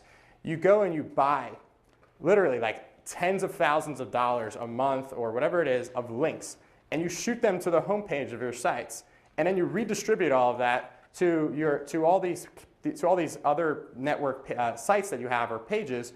And then you go and sell made for ads, and you put ads on there or other things. And what we find a lot of the times when we do our analysis is that these affiliate sites end up being the same sites that you end up buying like the next guy goes and ends up buying links for those sites. And there's this instance is like, there's millions of these instances that are occurring. Well, not millions, but hundreds of thousands of these instances that are occurring. And it's like this really messes with the search engine ecosystem. It messes with you, because now all of a sudden you see these companies that are ranking ahead of you that you're like, who are these guys? What are they? You go to their site and it's like all they do is just arbitrage the search results. And that's a problem. And like I hate that as much as anyone else hates that. But what I'm going to also talk about is that paid links actually can be an effective strategy when they're done in the right way and you think about the right kinds of things. And just as like some efficacy for that, almost every SEO, major SEO and SEM has some kind of paid link strategy out there. And I can give you a list of hundreds of Fortune 1000 and Internet Retailer 500 companies that have active paid linking activity going on. It can be done in a way that is friendly towards the internet as an ecosystem. And this is, I'm going to just give you kind of the reverse example. So this is that company. You have a critical mass of links. You're a popular site. You spent years building your business, and a lot of times we've seen brands that have spent like a century building their company. They've had a website on the internet for 15 years, and they have a very mature property. But then you go down to their subpages, and again, they have that situation. They have no links. So they go out and they buy one link or two links or three links, and they point it directly at those pages. And what that really does is it focuses your link authority. It kind of like takes that bottled up authority that you have on the top of your site, and it releases it. And like the way that I usually think about it is like a domino rally. And it's like if you have the domino rally, you don't need volumes of links. You just on a very deep basis. You need a couple of links. And that's like, and when you get to that point where you have that domino rally, just to push it over, I mean, you can hit it with a sledgehammer or you can flick it with your finger. it's gonna trigger it's gonna get the domino rally going. And that's like when you're in those kind of situations, that's when paid links can be really effective, and that's when they make economic sense, and that's a scenario when it can be ecosystem friendly. So when are you not ready for paid links? Because most of the time you're not ready. I mean, we've rejected more business at our company, like 2 times more business than we have in business on a monthly basis, because there's just people aren't ready, they don't meet quality standards, there's lots of different reasons. But when you're not ready, if you don't rank for any of your keywords, like if you don't rank for your brand name, then you're way far from using paid links. If you have, maybe this 1K of links is arbitrary, but a metric that we like to use is like, if you don't have like 25% of just the critical mass of links that the median of the top 10 sites for your keywords have, you probably just need to do more of those things to get that critical mass of links, which is what I'm sure what we've talked about for just what you're hearing a lot about is how can you get that critical mass of natural links, and that's ultimately essential. And just at any point, paid links should never be more than like 0.001% of your total link profile, and that's how you should really be thinking about it. So when are you ready? Obviously, if you do rank for your brand name and the other things, but you got to have a scalable content management system that's SEO friendly. You got to have that critical mass of links, and you also have to be a point where your keywords are really mature and they're on that second page of the search engine. They're on the top of the search engine, and that's like a time when you might want to think about some very kind of targeted style of paid linking. So just a evaluation of paid links. I have a lot of slides, so I'm not going to get into all of them, but they're printed on here, and I can send you the whole deck afterwards. But there's different kinds of paid links, per minute, subscription links. There's content. One thing just to consider is that there's always, when you're thinking about the economics of the link building world, you really, everything's about quality. Like you really want a really good site, and you want a page that's quality for users. And typically, what we found just from working with hundreds of publishers is that if you want to be on the good pages, there's got to be it's hard to do that for $5, and it's hard, and anyone can go out and buy a link for $5, but what are you really getting, and is that really valuable? And I think if you're buying links for $5, you should just be like, what am I doing here? Because that's typically what we found. So evaluating publishers. How do you know if the site's good? There's kind of a couple different buckets that I like to think about. And sorry, I reorganized a lot of the slides before coming here. So verticals, right? And I'm going to talk more about neighborhoods, but is this property part of a larger network, right? So the first thing that might come to your mind is like, oh, large network, similar class C IP addresses, like that's not good.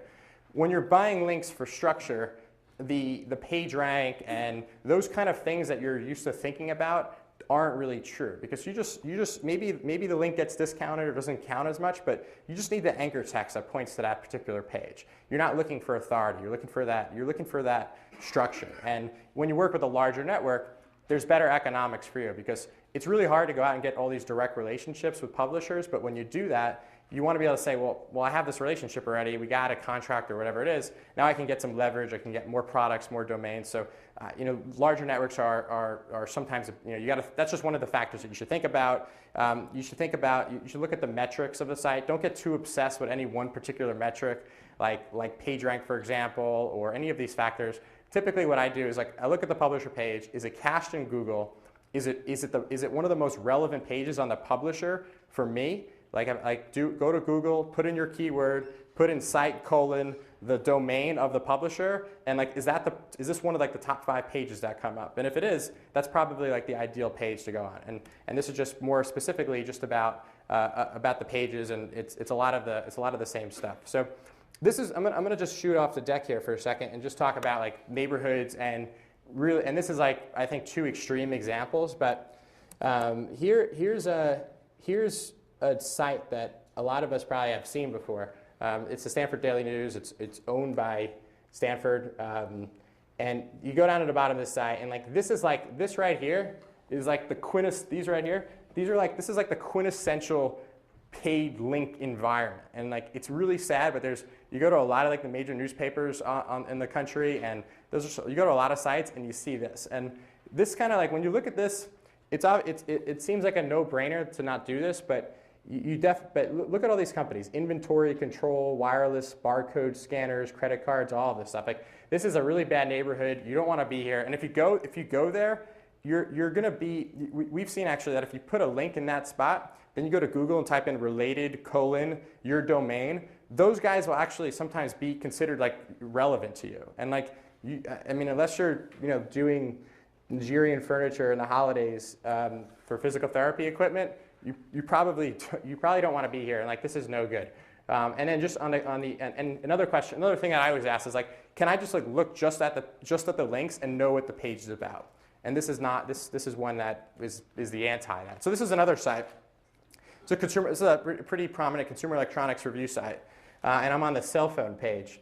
And just I'm going to scroll down here, and these are some paid links down here. And like, this looks like, if I just looked right at this, like, would I be able to tell what this site's about? Cell phones, iPhones, cell phone cases? Absolutely. So I mean, that's a good neighborhood. Do I want to be next to those large brands? Probably. Like, that's like a nice place to be. And does this just look like a good place to be? And that's like something that's like a little subjective, but a lot of times that's the kind of thinking that you need to have. And then some other things that I've done, I pulled up the term targeting tool, and I would, even if we were at like some other conference, I still would have pulled this tool up. But I use this sometimes just to kind of say, like, I put in this URL, I put in cell phones, and it got a B-. And it's like, is that a good page for cell phone? Like, B-, like if you've ever used a term targeting tool, B- is like an A.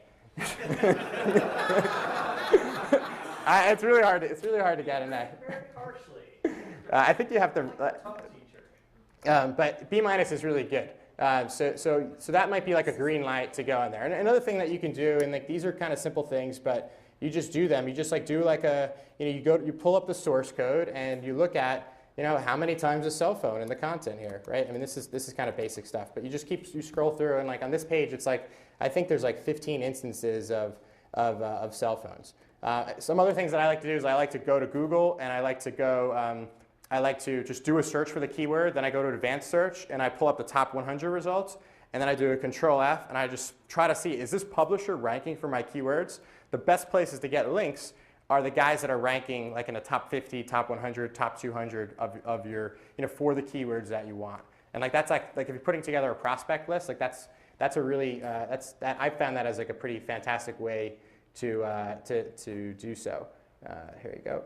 Anyway, so let's keep going on. So you're probably looking at that before, and you're like, oh, well, that's like on the bottom of the site. There's like, it's not really like near the content on that page. Like, that's not good. Like, I want to be on the very top of the site, right? And that's something I hear all the time. And like, the search engines, they do page level analysis and they block level analysis. They do all that. That's a fact that they do that. And they look at it and they can say, well, this is on the side of the content, this is on the bottom of the content, so it's worth less. It's 100% true. But again, when you're using links as a way for structure, the authority is less that's transmitted through is less important. But anyway, going to the top of the site, you can be on the top of the site, but you're going to pay like 5 or 10 or 20 times more.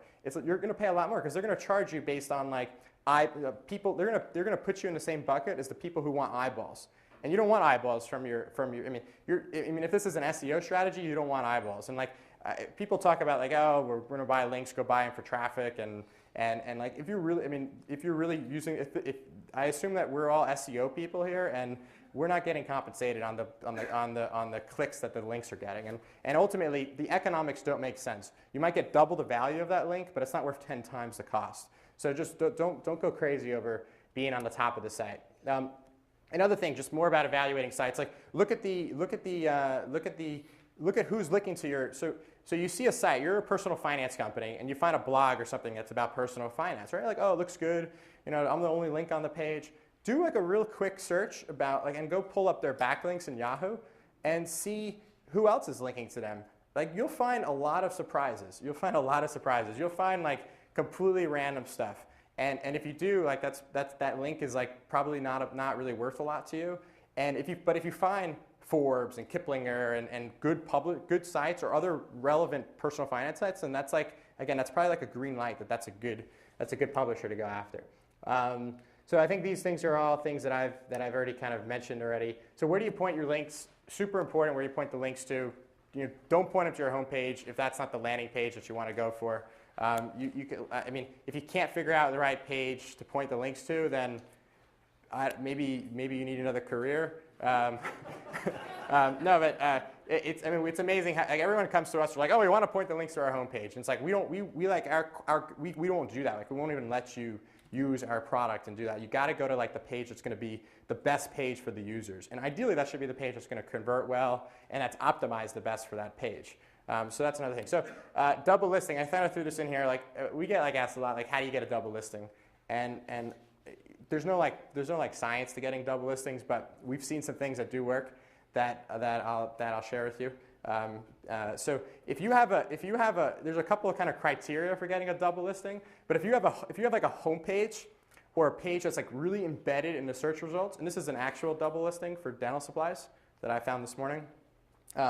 You don't ask me why I was searching dental supplies, but if you do a search, if you have a home page that's like really baked in there, it's been there for years, and then you happen to have like an internal page that's actually probably the better page that's optimized for dental supplies, and that ranks like on the second or third page, you can sometimes.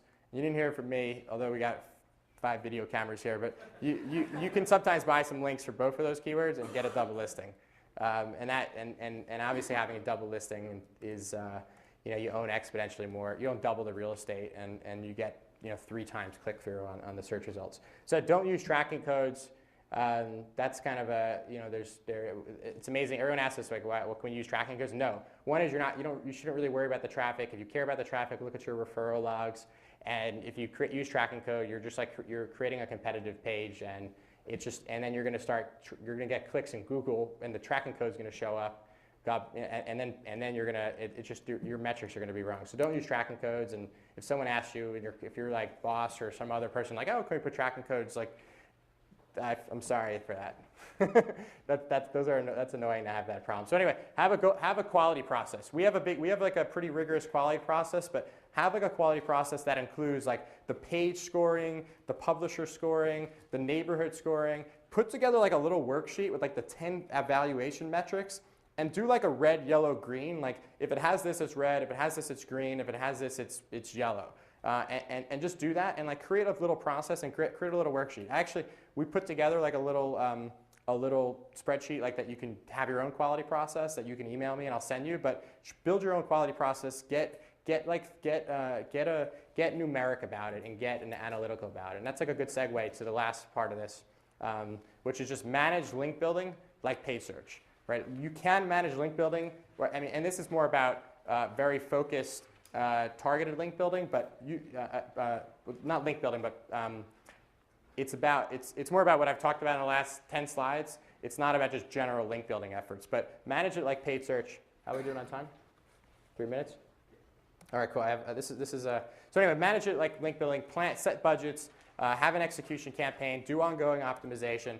How do you pick your keywords for paid linking? We find like there's like 3 major pillars that you need to think about. Is the keyword something that performs really well in paid search? Because typically if it converts well in paid search, it'll convert well naturally. Or if you used to rank and you have historical data from organic, you can use that. Is it a high traffic keyword? That's important. I mean, long tail keywords are fantastic, but it's really hard to get good economics on paid linking, especially if it's like a recurring paid linking campaign when it's a low traffic keyword.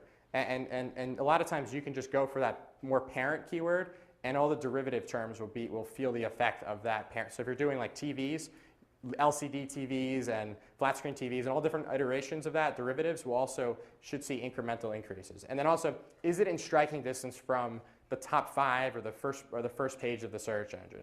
If it's not, there's other things that you want to do than going out there and going by links. So set a budget. Always have a budget, and like get yourself in the process and figure out a budget. And there's a couple easy ways to figure out a budget. Where it's like, what's your cost per visitor?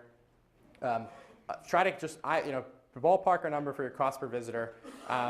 Go out and figure out the keywords that you want to buy links for. Get their derivatives. Go to Google and use their keyword tool and add up all the traffic. And then let's just say you want to get a target ranking of 5, and you can use data.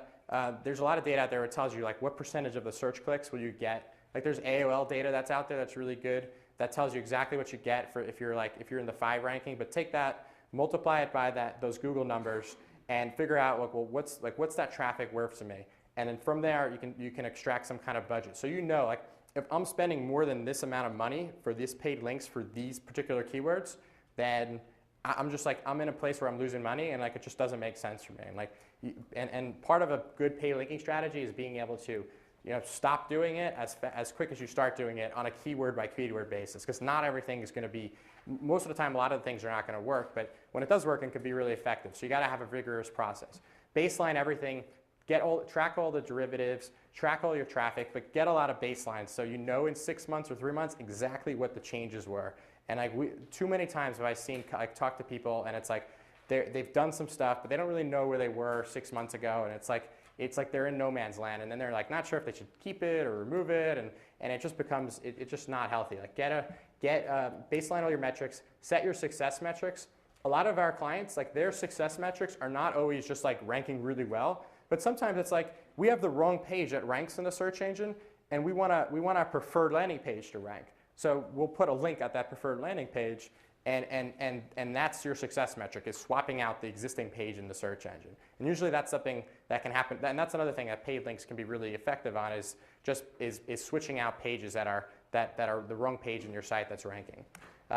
Take a measured approach. So don't like put up 50 links at once, or I mean, don't put up 20 links at once, or do one at a time for keywords and see what's working, and see. And this allows you a couple things. It allows you to optimize your spend, so you're not overspending on things. It's a little more consistent with natural link patterns, although if you're a big website, like you gain and lose thousands of website links a day. So it's not like I wouldn't get too nervous about like throwing up flags for search engines. And you can also measure, you can try to drive some more accountability for individual links if you put them up one at a time. And just the last point on that is that we've found that it's like the knockout punch does not work with the search engines. You need to do kind of more of like the 1, 2, 3, like do a little bit, do some things, make some changes on the site, do a little more, but be incremental about it. And then this is more about just keeping those keywords that are really working, getting a process for that, figure out exactly what a successful keyword is, keeping that, and then quickly removing all the bad keywords that are not working. And then over time, you can get a list of keywords that are really useful and that are earning a good ROI from a paid linking perspective. And this is my last slide. Educate your team. I mean, there's one way to fix your backlinks, and I'm not sure if this was mentioned here, but you have a lot of links that point to your site. This takes time and it's very manual, but you can just reach out to a lot of the people who are linking to you and be like, hey, by the way, like you're linking to me on this homepage, but like the link I have a better page that you should be linking to, and it'll be better for your users when they click over. And then like, of course, for you, it's better for your SEO. And like, you can do that effort, and you can like refactor a lot of the links that point to your site. And that's like something that really works. Educate your team. I mean, we've seen clients that like they have big buying departments where they go and buy hardware and equipment and other things. It's like when you negotiate those deals, like tell the buyers in your organizations to go and like add a link to the bottom of the contract, right? Just get that into your culture. Like there's so many low-hanging links out there, low-hanging fruit for getting links, that if you just evangelize internally, that can be really effective. And that's it. And just last thing is just be a good internet citizen. Always think about users. Don't do things that are short-term. And if you're buying links, do it as a way to drive structure. Don't buy links to, if you have a microsite or a brand new website, you don't want to go buy links as your foundation. Like the metaphor I always use is like you don't want paid links to be the foundation of your house. But if you have a house and you've been living in it, you can use some paid links to like mow your lawn once a week or something like that. So, and that's it. And if you want to copy this deck and my quality guideline spreadsheet, you can just shoot me an email and I'll send it over to you. But thanks. I'll take any questions or if we have time. Do you have any recommendations for link checkers, or not link checkers, but rank checkers over time? If you want to evaluate how you're ranking on keywords over a period of time. Like a rank tracking tool? Yeah, exactly.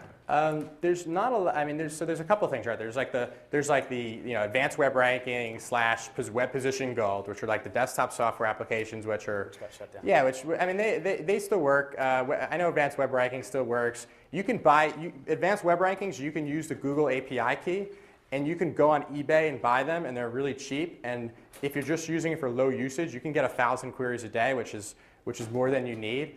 If you want something that's a little more enterprise, you can, I think SEO Moz has some stuff for that. You can use Ad Guru, but that might be a little overkill. And we'll have some things for on a more enterprise level on that note. I would just with AWR also, to increase the speed and the capacity, you can set up proxy servers. Okay. So we actually run a series of internal proxies on IPs that we own. So we can query Google from 10 different IPs at the same time. I just want to add the one thing, which would be that with rank tracking, I know Google recently shut down a few of the major rank trackers and their ability to do things. I would say that first off, at the detail level that you're talking about, right? If you need to know position 1 versus 2 versus 3, rank tracking is virtually useless because IP address, I mean, literally, if I do a search right now for SEO consultant in Seattle, and then I drive 3 hours south to Portland and do that same search, I get different results. So knowing that I was number 2 in Seattle or number 1, not particularly helpful. I really like the software that Richard Zwicky's company makes in Inquisit that tracks which page sent you the traffic. First page, second page. You see a bunch of keywords that you're ranking on the second page for, that's your low-hanging fruit right there, right? I mean, that's a perfect time to potentially use a service like this. I just want to add one thing, which is I am guessing there are going to be a tremendous number of questions around paid links, and I want to be up here as well to try and tackle those with Seth. I will go into my enterprise link building session after that, and we might be just a touch late for lunch, but I think that's okay. We can run in. So let's definitely do the Q&A now, and we'll take some extra time. Can you describe the tools you guys have created to research links, or do you have anything custom you guys build? How does that work? We have some internal things that we use. I mean, a lot of it is like, we ask a lot of times for clients to give Google Webmaster Console access, and we'll pull out all their backlinks and we'll go spider them and do anchor text analysis on them. I mean, the big things that you want to look at are, if you really want to get sophisticated about it, what you can do is you can export your backlinks from Google. You can go and manually, or you can build a tool and go and spider and figure out where they're all pointing to, and then you can say like, you can start to stack rank your pages that have the most links, and then you can stack rank the keywords that are associated with those pages, and which are the ones that have very little links but are very important pages, and that's a good way to figure out keywords. And then also doing anchor text analysis. It takes time, and you can build software to do it, where you go out and you spider those links and you look at anchor text analysis, and you can figure out that X percentage of my links say click here or say this, and you can see trends of your site. And those are like, I think, the basic things that at least we look at for doing link analysis. I think in terms of stuff that we use, obviously the Trifecta tool is pretty spiffy for just grabbing all the potentially relevant data, right, about a particular point. So if you go in and plug in an internal page, you can use the page strength metric. If you want to plug in, a domain and see how strong that domain is, you can use the domain strength metric. And as pro members, you can all run the comparison reports, which I hope you've been using heavily. I particularly like the comparison reports when you're considering, who's ranking in there, why are they ranking, what are they ranking for, what are their numbers, that kind of thing. So, and if you're evaluating links, that's a good service too. Yes, all the way in the back. When you're doing these searches for pages to get these links from, are you going through a network of sites you already have relationships with, or are you literally going out, finding a page, and then contacting that website? Who, you specifically, or our company? Specifically your company. So he asked, when we're going out looking for pages, do we just go to our network, or do we do a combination of both? So we do a couple of things. One is that we will actually, right when we get keywords, we'll go and look at the search engines. We'll look at the top 100 results, and we'll get a list of publishers that we're not currently working with, and that becomes prospective publishers for a team of people that go out and do that. We've internally built a search engine that basically spiders every single one of the pages of all of our publishers, and it's basically like a little mini Google search engine.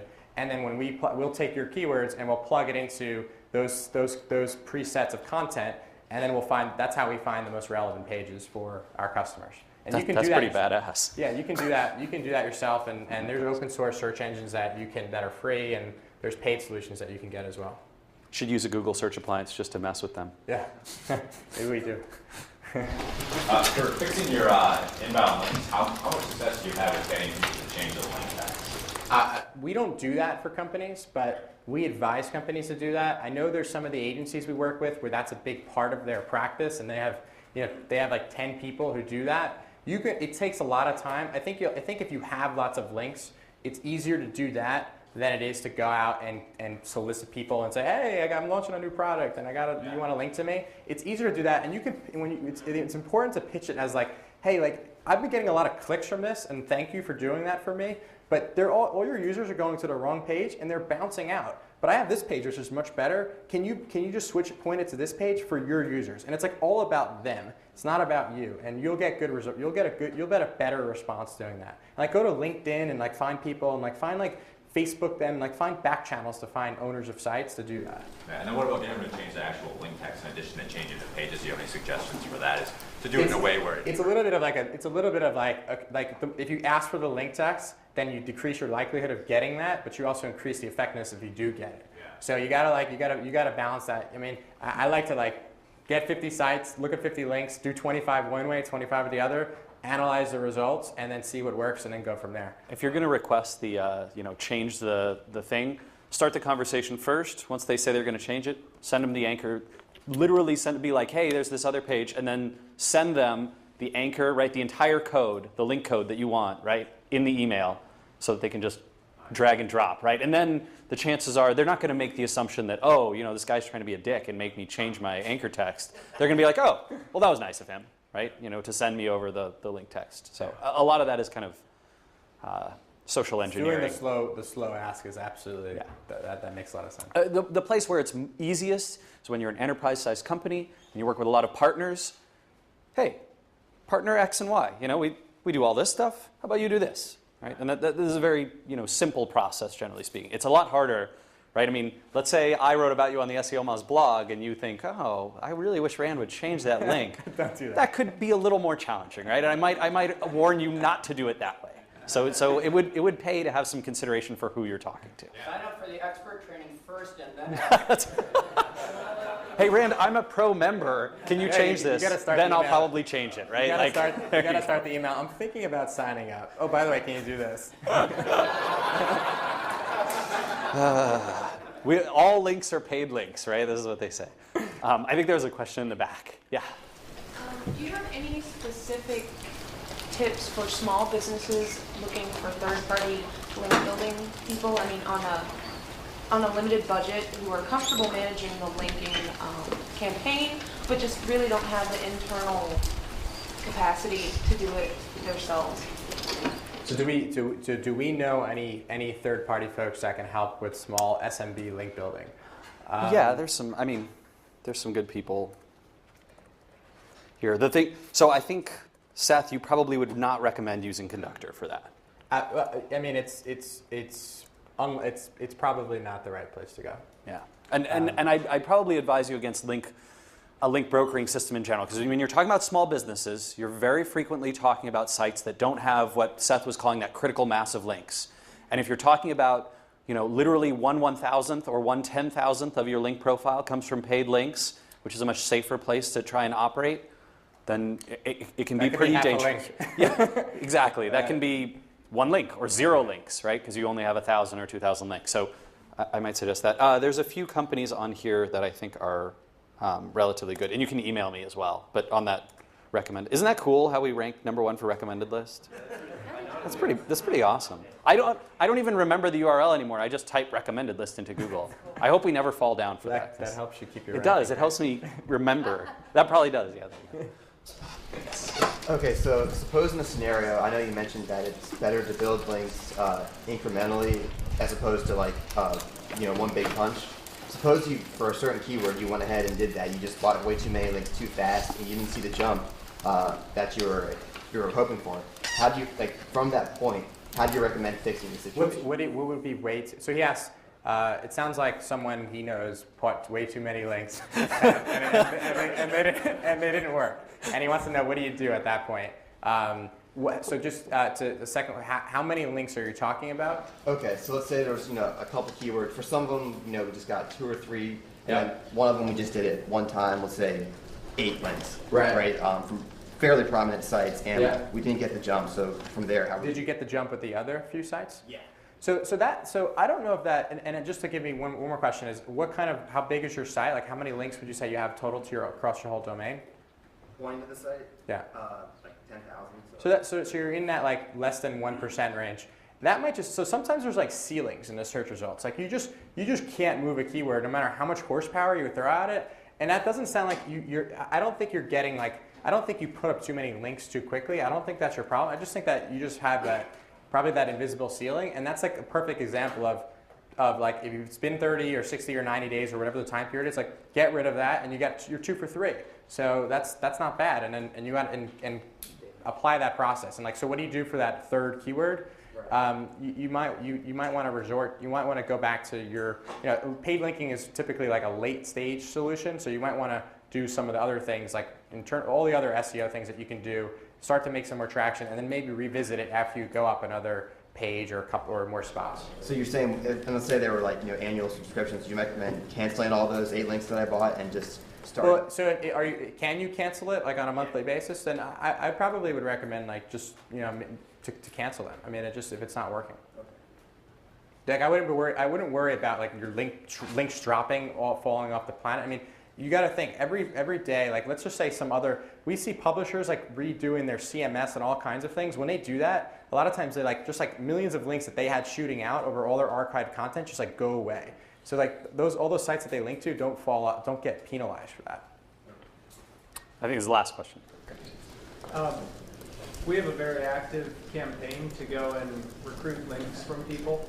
And I just was wondering if you could give 3 to 5 examples of places on a page or a site that are just not really worth your time. For example, links pages, somewhere where it says sponsors above the section. These aren't paid, but it's. I wouldn't be so good. He asked 5 places where you can find good 5 good places on a site to look at. So and then he mentioned like if it says sponsored, is it not? What we found is like, so I think there's a big myth out there that if it says sponsored, it doesn't count, because if you go to any major commercial website, and we've done tests on this, but you go to any major commercial website, go to the Wall Street Journal, you can pull it up, go to ESPN, they all say in their source code sponsored links like in numerous places. And does that mean like that article that's right next to that, those links are not going to count because because in the source code they're right next to that? So I wouldn't worry about the saying sponsored or whatever they say. I don't go on link pages unless it's like a really good like industry directory and like that's just to do it. But don't go on pages that are like in the core of their site. So when I think about a website, I think about like dots, and every page is a dot, and like and maybe the home page is the nucleus of that dot. And like if there's pages that are just like only linked from one area, but they're not like baked into the infrastructure of the site, then those are pages that typically are the pages that you can buy permanent links on. But those are the pages that are like the search engines know that those are not like, they're not like part of that site's ecosystem, and they're not the hub of the site. You don't want to be there. Yeah, I think that's good advice. Are you saying if someone has the traditional 1997 era links? Yeah, I mean all these pages, right? Like I did in URL : links, in title : sponsored. Probably not so good, right? And definitely, I mean, any of those pages that are like, this is my list of links. Check out my link partners. These are my link friends, right? Like, they're not going to hurt you. I mean, they're not going to hurt you. They're just probably not. It's not worth probably spending your time on those. Yeah, I think I'd go back to Nick's example from yesterday, right? Having people who are bad link to you, probably not a big sign that the engines might use. But if you link back to them, right, in some sort of a reciprocal thing, or you link to other people who are not so good, that's a really good sign that you're potentially in trouble. And if you're trying to build your critical mass of links, and sub 5% of them are coming from places like that, that's fine. Like a critical mass of links should have some bad links, like just some bad pages, because that's what happens naturally. It's just like bad pages linked to you. So bad page is not like adult sites, but unless you're an adult business, that's okay. But not like adult sites, but bad pages like just that are like those link pages and stuff like that. Seth, thank you so much. Yeah, I really thank appreciate you very you much. coming. I'll be here all day, so if anyone wants to chat more. All righty, terrific. So I'm gonna dive right into this enterprise level link stuff. I think that this will prove pretty valuable, and then we'll wrap up, have some lunch, and come on back for a couple more sessions at the end there. So, strategies for success on growing link profiles for big brands and big sites. And I think this can be a problem that a lot of folks encounter, something that can be very challenging. So, all right. Some ineffective strategies. Let's walk through those first. Why not?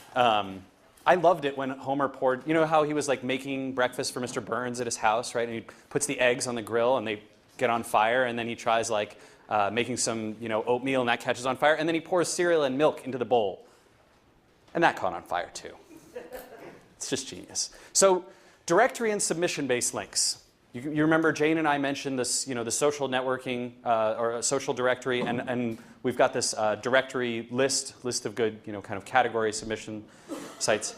Not valuable if you're talking about a backlink profile where you already have 100,000, 250,000 links or more, 500,000, those kinds of things. Probably just doesn't provide a whole lot of value to get those extra couple of links, generally speaking. Sometimes, right, in unique situations like the one Seth was talking about, where you can get a single product, an internal page linked to with the right anchor text, it might pay. But generally speaking, these directories, not that great. Link requests. I can't see this as generally speaking being valuable for very large companies. And the reason is simply the time to value equation doesn't match up. It doesn't make sense to have people inside a big company who could be doing all these other activities that I'm going to be getting to work on this specific kind of activity. Yeah, I really should exchange links with cheapair.com. Was that a real link request? Or? Yeah, oh yeah. Look, I just searched my trash, right, for links, for exchange links, and ta-da! What do you know? The only person who I love that Matt Cutts gets these, right, and he'll throw them on his blog, and he's like, mattcutts.com looks like a great domain to exchange links with. It's like, Jesus, you don't have any kind of blacklist, do you? I mean, you really think that and like Brian White and just a couple others and you're fine. Link spamming, very obviously, but if you want to go in URL guestbook and site:/edu, you might still find some open guestbooks and you could spam those. Again, I don't recommend it at all. So where do I recommend that you focus enterprise link building? Arnold, it's a great governor. So overall link popularity is what I'm very heavily into, not singular rankings, right? So I like the one above, not the one below, right? I think it makes pretty good sense, right? Get that big number even higher. You're not trying to get this one position for your enterprise level site. You're trying to grow overall link pop. Greater ROI, generally speaking, almost always in the long tail. And this is why this strategy doesn't make sense, right? Maybe you do want to rank number one for a couple of key phrases and terms, but when you're an enterprise level site, particularly if you're focused on monetization through page views or focused on monetization through these long tail keywords, link popularity on the global scale is far more important. I like to focus on the low-hanging fruit before I go after any of these competitive individual terms and phrases. Once you get to that stage and you're like, oh, we're killing it on the link pop, our long tail's kicking butt, then you might go to something like Seth with Conductor and talk about some of those individual terms and phrases and boosting those types of things. Inter-network linking. Phenomenal strategy. So engines do some discounting of inter-network links, right? They look at IP addresses and C blocks. They look at shared backlink profiles, right? So if your link partners have almost exactly the same backlink profile that you do or that your sites do, those things might start to arouse suspicion. And domain registration, right? Google became a registrar in 2003, but they've never offered domain registrations. Much like domain tools, though, right? They can get access to all that who-is information. The goal here is really feeding link juice so that you can get all of your content indexed. Remember we talked yesterday about site architecture, and for those enterprise level sites, it's very, very challenging to get those long tails of hundreds of thousands or millions of pages into the index so that you have an opportunity to rank for them and get value from those. Inter-network linking is a great way to go. pushing likely linkerati to viral content, I think that Jane's presentation dovetails very, very nicely into this. So we do some work for a company called Buddy TV that's based here in Seattle, and they've grown, I think, into the fourth or third largest provider of television and movie-related content on the web over just the last couple of years. And they have this great, this great strategy of having right up at the top, they've got their TV trivia quizzes and their personality quizzes, and then you can kind of take these quizzes and you'll get the badge at the end that you can then share, and that's a terrific, terrific strategy. A lot of folks worry about that keyword cannibalization issue, right, that I talked about yesterday with the ThinkPad example. When you're thinking about that from a network perspective, you actually don't need to worry so much about it. And from an enterprise linking perspective, you don't need to worry as much about this problem. Because again, you can have kind of that search results position domination by controlling many, many domains or pages in the top 10. And as Seth mentioned, getting that breakout listing can be really valuable too. I love pursuing links from partners and clients. Love it, love it, love it. So I think this is this Intel's partners page, I believe, right? And they have links to all of their partners, right? And if you're a partner with Intel, you can get a link here too. And that's a terrific link. I like to think of your customers and users as being link builders. I mentioned this in one of my my head-smacking tips series. I think the first one was this great thing from Widget Co. By the way, did anyone guess what I ordered from Widget Co? No? All right. I ordered a bunch of corks, like corks to use at our wedding for something. Anyway, I tried to be funny about it in the post, but didn't work out. So Widget Co. emailed me right afterwards. Yeah, my humor generally falls flat. You should see me when I go like overseas in the UK. I am not funny at all. No, just no one laughs. I don't know why that is. Clearly I need to run around the room faster. So with Widget Co., they sent me this email, and they say, hey, if you liked our service, you should link to us.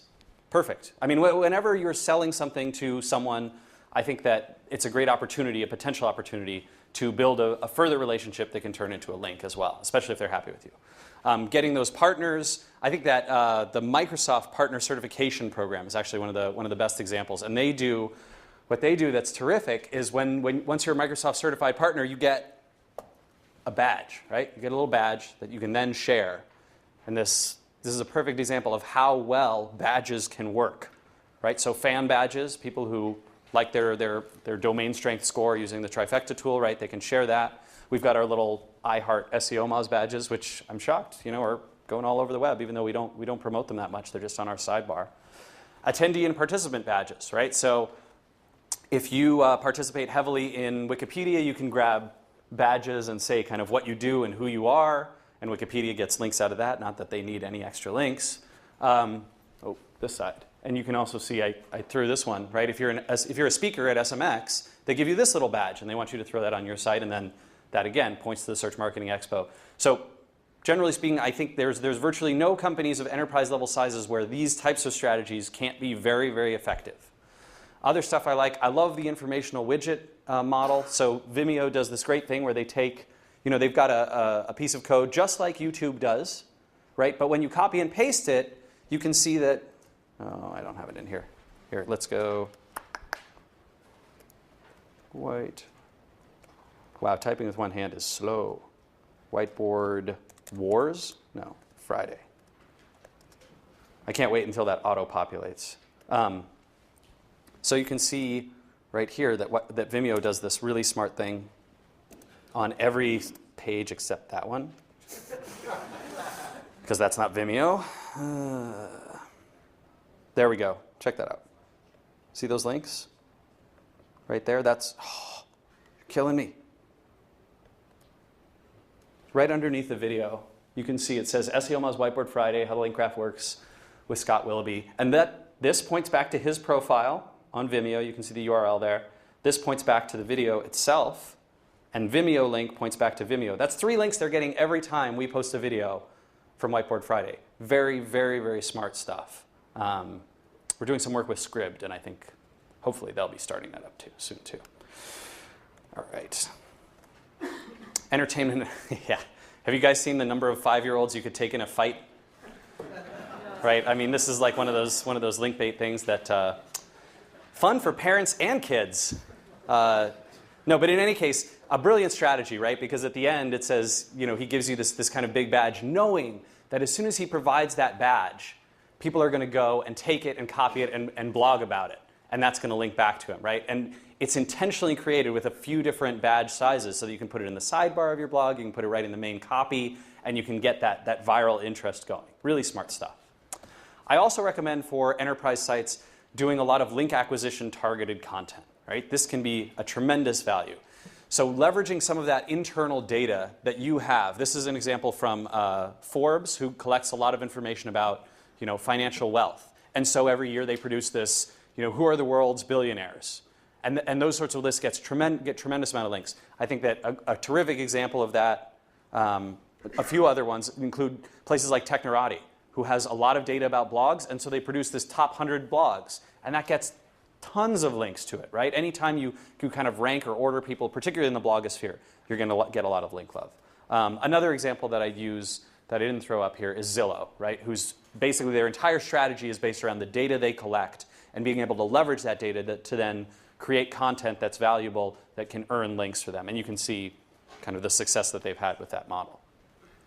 Our search ranking factors is a good example of using industry credibility, right, in the relationships to build content that is going to get a lot of links, right? If you have a dominant position in your market, you can approach lots of other people from a position of authority and credibility, and you can inspire them to work with you and then potentially to link to you directly once you produce content that involves kind of an industry level survey or these type of things, or data that's collected across an industry.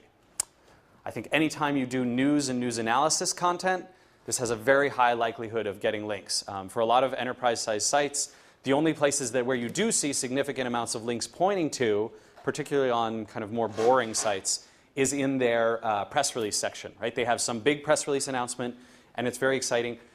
But you know what? Press releases are a horrible, horrible way, generally speaking, of announcing news over the web. If you can do it with a blog, or you can do it with kind of an article or a post, that's generally likely to inspire much more direct link love. The press releases get links because people pick them up, right? News sources pick them up and link to them. Other than that, very little, right? Bloggers will point to them a little bit if they're talking about tech news or that kind of thing. Licensing for links. Ooh, how I love licensing. Do you guys watch The Venture Brothers? I freaking love The Venture Brothers. Okay, well, I'm the only one, but that's all right. So the content licensing process is relatively simple. Basically, you have some sort of content on your website. It could be text, it could be video, it could be multimedia content, it might be just data, it could even be technology, right? Software. And you can create that content, or you can choose content that already exists, find content partners, or even advertise through your site, through agencies, and allow those copies to be distributed. And you can allow that with or without a fee. If you allow it without a fee, you generally have more takers. And then you simply do require that all the copies link back to the original. And if you're very, very paranoid about duplicate content, generally speaking, I don't think you have to be, but you can optionally only restrict that to the copies that have to contain a robots meta no index tag. So if you're very worried about lots of people picking up your content, spreading it around the web, you can do that too. But this is a terrific way to go, and a great way to do it is with the Creative Commons license. We had 2 clients where we did this kind of work, and it was phenomenally successful, right? They created a lot of original content. Tons of companies on the web are looking for content that they can put on their websites that they can license out. And if you provide it without fee, you can earn hundreds of thousands of links, depending on how much content you've got, back to your domain that can help all of your stuff get indexed and ranked. It's very, very powerful. And technology licensing works on this front as well, right? If you have someone who's using a certain, I don't know what it could be. I mean, the simplest example would be something like a blogging platform software. And then in the bottom of the blogging platform software, right, all those links point back to the creator of it. But you can get far more complicated than that, right? If someone's using your software as a service, you can say, hey, if you're using it, we give a discount. Or we ask that you link back to us to mention it. All right, cool. I think we raced through some enterprise link stuff. And certainly love to take maybe 5 or 10 minutes of questions, and then we'll get to lunch. So, unless you're super hungry right now and have absolutely no questions about enterprise link building. Yeah? All right. Yes. This is something that I've just started to like think about and just started to maybe see. And I don't know if you've had any experience with this. I think that SEO Moz would be a perfect example to completely disprove this. But do you see anything relating to link density, anchor text density coming in? We found that we would focus really competitive keyword phrases with some of our websites, and then later when we're shifting our efforts to other keyword phrases, that we would start to lose rankings for some of the early ones that we picked up, and it could be just coincidental, or the markets could be more competitive and we didn't realize it. But just so if you had... So basically you're saying that if you take all the links that are pointing to a given page, and you look at what the anchor text of all of them are, when you start adding more links in, it can actually harm you if they don't point to you with that same anchor text? Yeah, so say you wanted to rank for SEO, like SEO Moz, and you're position 10 right now, and I think you should be higher than that actually, but if you had 10, 20, 30, 40,000 links pointing to you that said SEO, nothing but SEO, and then because you have so many people in this community that are linking to you with all kinds of other stuff, that the actual density of the... Yeah, I have never experienced the case that density of anchor text, right, or density across a large set of links for anchor text has a negative effect, right? And I don't think you would ever see that just from a search engineer, right? Going back to the thinking like a search engineer perspective, that would be something that I would never want to do, right? Because if that content is relevant and people like it and I've linked to it with the keyword a few times, the anchor text a few times, I would never want to say, oh, well, but the percentage of people who link to them with that isn't as high as the percentage of people who link. No, I mean, this is not how PageRank functions. This is not how link popularity generally functions. I don't think I would perceive it in that way. If you do see those types of effects, again, I'd go to your other example of potentially the field got more competitive, or your competitors gained links faster than you did, these types of things. Yeah, up in the back. With badges, have you seen a difference in how people use those, if they have to go through a process to get them, or do some type of certification, or do something versus offering them just for free? Right? Yeah, LinkedIn has had a ton of success with their profiles, right, and their profile badges because they make you work for it.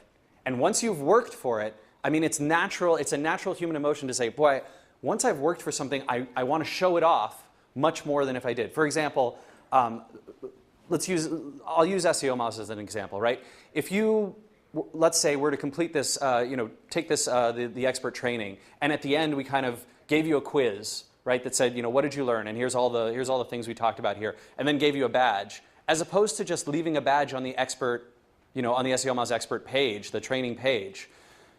I could be assured that people would be much more likely to pick that up and use it and embed it if they've taken some action to feel like they earned it or it's a reward for them, right? Because you feel much more pride out of that. And I think that certainly speaks to it. So this is why that quiz model is so successful, right? The quiz model is complete something, right? Finish answering some questions.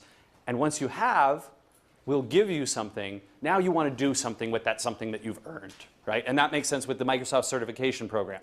I mean, that's way more rigorous than taking a TV quiz about, Veronica Mars characters or something. But, of course, the TV show that I revert to is Veronica Mars. Does that make sense? Yeah. Okay, cool. Yes, in the middle. I've been doing link building and had great success building links that show up in Yahoo, Site Explorer, and don't show up in the other engines. So I wouldn't worry about that. Basically, Google's link command is, I actually think it's worse than useless. It's because it's technically misleading, right? They say that they're going to show you a representative sample. It is it's neither representative nor a sample. So I'll give you a good example with SEO Moz. A link query about 4 years ago, when we had maybe a grand total of 20,000 links, showed about 1,500 links, 1,300 links. If I perform a link query today, I think we have a little over 2 million links that have sent us traffic total. And if I do www.seomoz.org, boy, we have only gotten 260 new links over the past 4 years. It's pretty frustrating. Yeah, I mean, Google has said on many occasions, right, they intentionally make this very bad information. And so I would never use it. Microsoft actually disabled their link command. Before that, it was a very good source. The only places you can still get good link data, one of them's from Google, actually. And in fact, I do this every single morning. So I go to Google Blog Links. That number up there, that 1627, that's a pretty darn solid number. It's not actually for any time, but if I go to past month, you can see about 1,600 links from blogs that are in Google's blog search. That's probably pretty darn accurate. And I can surf through them. I can sort by relevance, sort by date. That's a great resource. So Google Blog Search. Of course, the frustrating thing, this is only for blogs. The other one that I like, Exalead, which is a European search engine that has been dying a little bit, but they do permit the link command as well. Well, I don't need to show you, but Exalead is another good place where you can do it. Yes, in the middle. What about link velocity? Do you think that's something that you have to worry about when you're doing link building? Can we get too many links at once? You can, not really if you're talking about enterprise size, where you're talking, million plus links. I really wouldn't worry about. And I wouldn't worry about it if it's virally created. Where I would worry about it is when it's a potentially manipulative seeming link campaign. So I'd be very, very careful if it was paid links. I'd actually be very careful if you're doing kind of link requests or directory link building or reciprocal link building. Those types of areas are very dangerous. But if you produce phenomenal content and people start linking to it like crazy, no problem. I would never worry about editorial links that you haven't asked for. I wouldn't be concerned there. Yes, in the back. Question about when you talked about consumer link building, and I think it relates a little bit to Seth's comment. I mean, you're now conflicting a little bit with doing this for link building for SEO purposes and potential customer referral programs, refer a friend kind of programs, where you would want to build those links in with referral tags and with a different value proposition for the end user. How do you balance those two out, and have you seen situations where one works better than the other? Yeah, so Lauren, I think that's a great question. I would put the two in very different buckets, right? The goal of this type of link building that I've been talking about with the enterprise structure is really about, and I think I talked about it right at the beginning. It's really about getting enough juice to have that, right? The overall popularity stuff. As opposed to the conductor model, right, Seth's model, which is extremely targeted, talking about specific rankings like this one, for a single keyword where you're seeing a lot of value. In terms of where I place them, since I know that this model of the ROI generally starts in the long tail, I almost always pursue this first. Once I'm killing it here, then I can go back and start trying to kill it here. So I think this is my general perception of where the low-hanging fruit starts and then where it evolves to. Good question, yeah. I think was there one more in the middle somewhere? No? All right. Well, why don't we have some lunch? And of course, feel free to, no, there is one more question. I'm sorry. Yes, go ahead. I was wondering, are there any of these techniques for enterprise level that you would not recommend for a smaller business in terms of just wouldn't be enough return on investment for a smaller business to try? Absolutely. I mean, things like licensing content when you've got 20 pages of content, not particularly practical. Things like getting your partners to link to you when you maybe have one partner or no partners, not particularly practical. Some of the other strategies, viral content, news-oriented content, any of those content building strategies, absolutely very, very effective, even for small businesses. Maybe potentially even more so than they are for big businesses. So, good question. Thanks. All right, okay, we'll take one more. Why not? On a badge, how far would you push what the search engine sees versus what the user, for the links? Don't push it. Oh my God, don't push it. Yeah, good question. So, if, for example, the CSS under here did not say or said something other than SEO Moz domain strength score 21%, even if it said SEO services from SEO Moz or your SEO trifecta score is dangerous, you are in a super dangerous zone. Just make a match. And this is easy to do, right? Make the CSS match what's in the badge, and that'll give you a lot of success, right? So, and you can include your keywords in there. I think this is almost never a problem. You can do what Vimeo does with their, just including keywords underneath the embeddable content, all that kind of stuff. But yeah, don't go overboard. Google right now is so sensitive to badge manipulation after kind of the events of what happened with a big dating site. Well, I mean, Matt's my friend. I don't want to say anything bad about it, but you know, clearly like they kind of pushed the line, right? And I think that they knew that. We actually invited him to speak here, and he was kind of like, well, I don't quite feel comfortable about that. But I mean, clearly he's doing amazing things from an SEO standpoint. But yeah, the badge thing is super sensitive right now, so I'd be careful. Yeah. What if you made that SEO space Moz? I think that's cool. I mean, to my mind, SEO space Moz, I think it's cool. You could say it's pushing the line. I don't know how you would be able to argue that, oh, you're really pushing it by separating those two. What are you talking? One's capitalized, one's not capitalized. Yeah, but that's a really tiny example. I'm not sure how that would relate to. We might not get away with it. That's right. And everybody else would probably get away with it, and we might. Yeah. What if you're using image replacement for a badge, and for the actual link text, you have just a portion of the text in the image, but you also have the remaining words? Is that going to be a problem? So long as the text that's in the badge exactly matches what's in that CSS image replacement, you're on safe ground. Right. So if basically we just put domain strength in the actual portion.